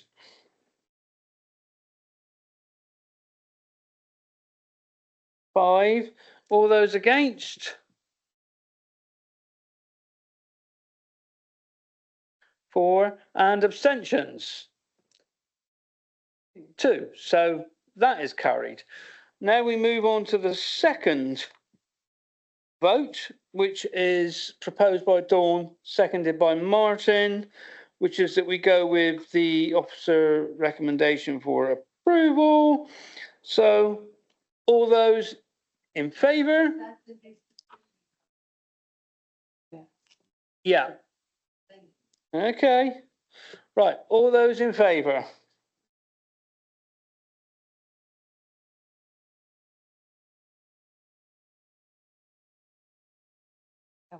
Seven. All those against? All those one? One against. One against. And abstentions? 1, 2, 3. Okay, so they're both carried. So the approval has been given. Thank you. Now we've got to move on to appeals. And remember not to pack up your computer yet because there is another agenda item afterwards. So I will leave appeals to you, Simon.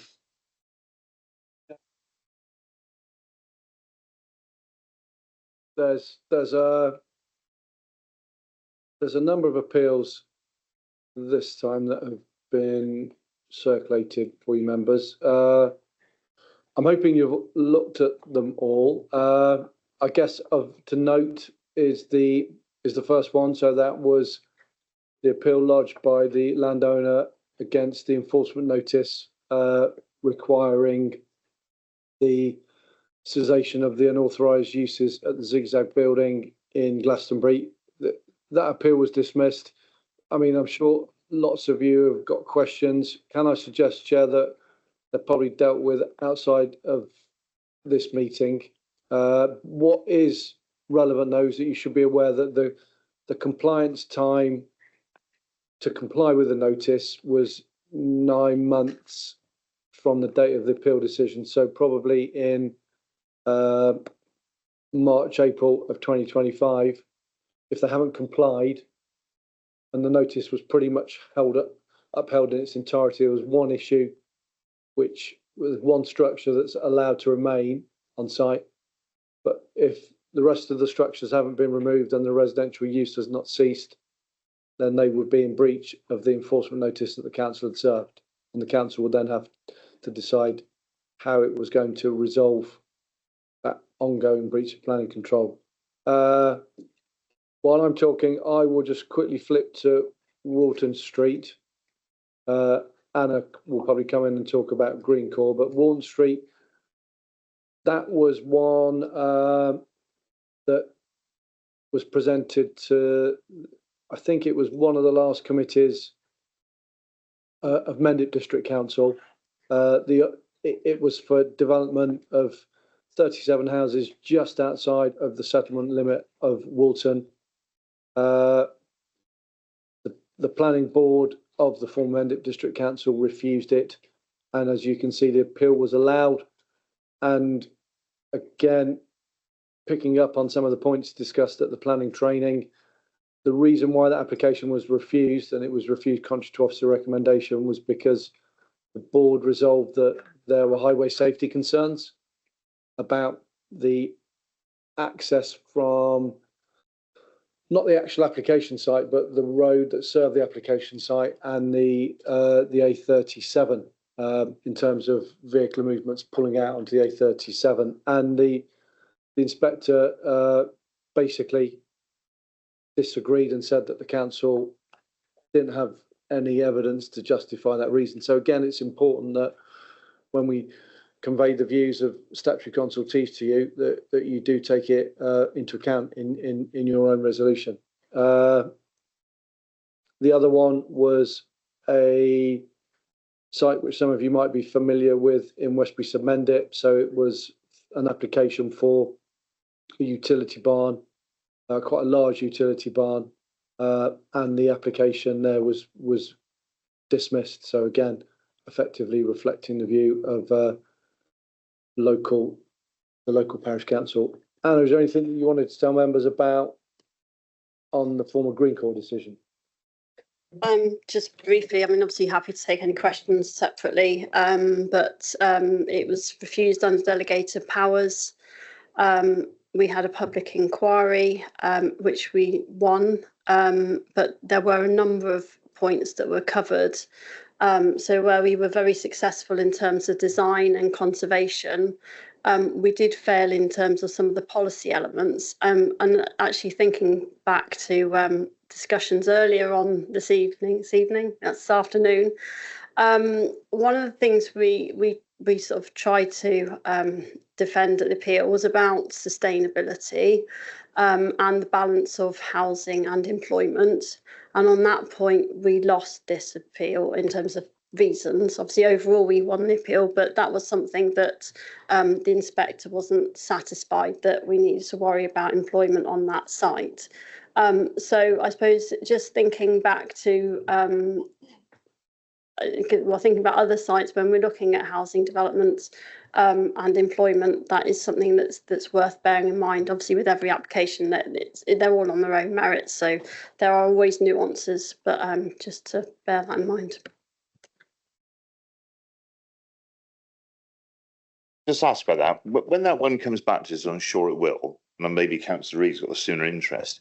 This is the sort of one that desperately needs Section 106 money for active travel, because the isolation of Evercreech in relation to getting anywhere else like Shepton, do shopping, what have you, and the fact that all the roads out of Evercreech are horrendous to drive or cycle on. And I'm sure Rob will back me up on this one. When this comes forward again, this desperately needs an active travel contribution towards putting a link in towards Shepton Manor. What are your thoughts on that? Obviously, through the appeal, we have to put forward conditions, and there was also a Section 106 agreement that was put together, and both sides agreed a position on both of those. So that kind of sets a bit of a baseline in terms of how we would view any future application, and obviously the comments that the inspector made on that in the decision. So what you're asking for really is over and above what was already ironed out at that point. So it'd be quite difficult for us to go back on anything like that unless there was some change in policy in the interim. Yeah, that's and anything that comes forward on that site now, I mean, obviously we all want to see it redeveloped somehow, but in a better format. There will be a lot of critique of what came out of the inspector's decision in terms of outlining what is acceptable, trying to work out where the balance is. Right, Edric's happy. We're happy we've done that. We've got one more extra item on the agenda, which I think Nick is going to take. So, Nick, if you'd like to, because I can't find it on my computer screen now for some reason. Thank you, Chair. Thank you for everyone hanging on for this final item. So there's an application going back to Midsummer Norton again. Underhill Lane at Midsummer Norton was considered by the Planning Committee in May of last year and refused. The application was a cross-boundary application with Baines, because this one here was refused, the Baines one was refused. It was resubmitted with clarifications and additional commitments to carbon reduction measures, and taken back to committee in May and approved. So the applicant has appealed the first refusal. So on the basis that we have approved the second application, it's recommended that we don't defend the appeal for the first application. So just seeking members' agreement that you're happy that we don't defend that reason. There's a 2-day hearing scheduled for October. When we haven't got a huge amount to say if we've already approved it. Happy to take any questions if anyone wants a bit more info. Thank you. Dawn? Oh, thank you. Oh, hang on, it's gone. It was there and it's gone. Let Philip speak. I'll come back. Hang on. Okay, let me think. Okay, does anyone else want to speak before we have a little show of hands? Phil? She knew I had a sweet in my mouth. You don't want to speak, Phil? Yeah, can I, we approved this application in May. How I understand it, Baines have not approved the demolition of the 2 houses, and hence they've taken it to appeal, because it's not us, it's Baines that have taken it to appeal, not the applicant. Or am I getting this wrong? No, it's the applicant. The applicant's appealed both applications, so the one in Somerset and the one in Baines, because they are dependent on each other. So the first time that they were submitted, they were both refused. And so that's been subject to appeal. But while the appeal paperwork has been going through, the resubmissions come in and Somerset's approved the Somerset one. Yeah.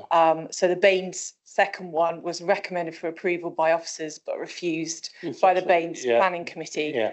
But the original appeal still stands. The proposal in Baines is exactly the same. So they're appealing the Baines second decision. They're appealing the first. They're the same. They're appealing the first Somerset one because they haven't actually got the decision yet, because we don't have a Section 106 agreement. So we need to get them a Section 106 agreement. And then we can issue planning permission, and then we understand from the applicant that they intend to withdraw that. But because we won't have the Section 106 agreement signed in time for when the appeal paperwork goes in, there's lots of work for an appeal. So the first round of council statements is due, and we need to confirm our position. So my recommendation would be that we don't defend that reason, because we have already approved that proposal on that site. Hope that makes sense. Okay, you got that, Phil? Dawn, I'll come back to you, Dawn, just in case you have remembered what was there. I know those moments. I haven't remembered what I was going to ask, but you've reminded me to ask something else. So basically, they're just covering their own bases, aren't they? They're just making sure that they get everything that they want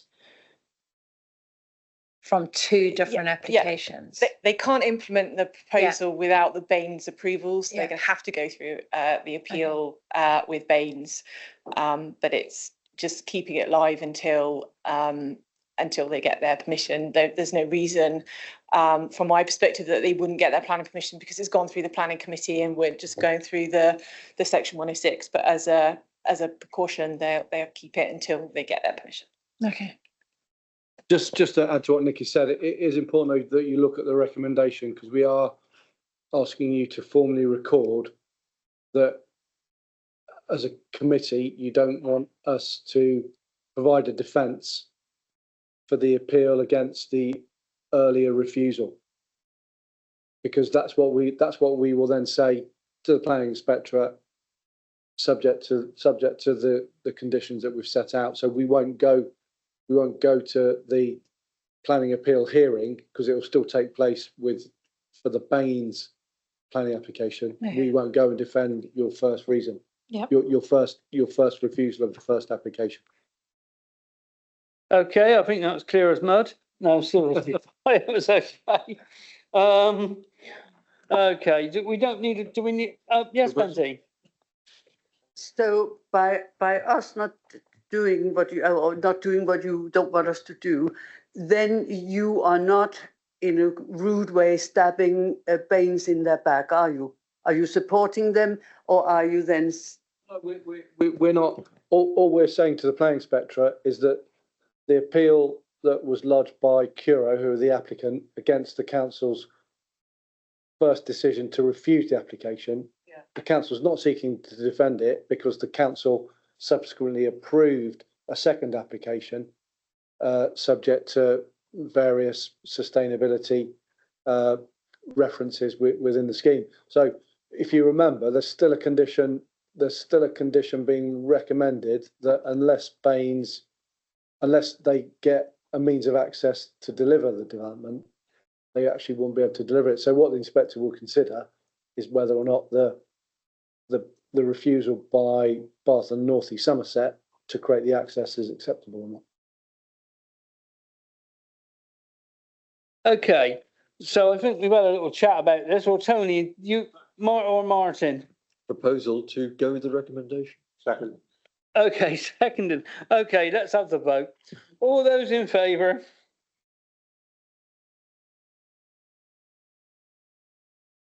Okay. Any against? Any abstentions? Rob's abstaining. Okay, carried. I hereby close the meeting.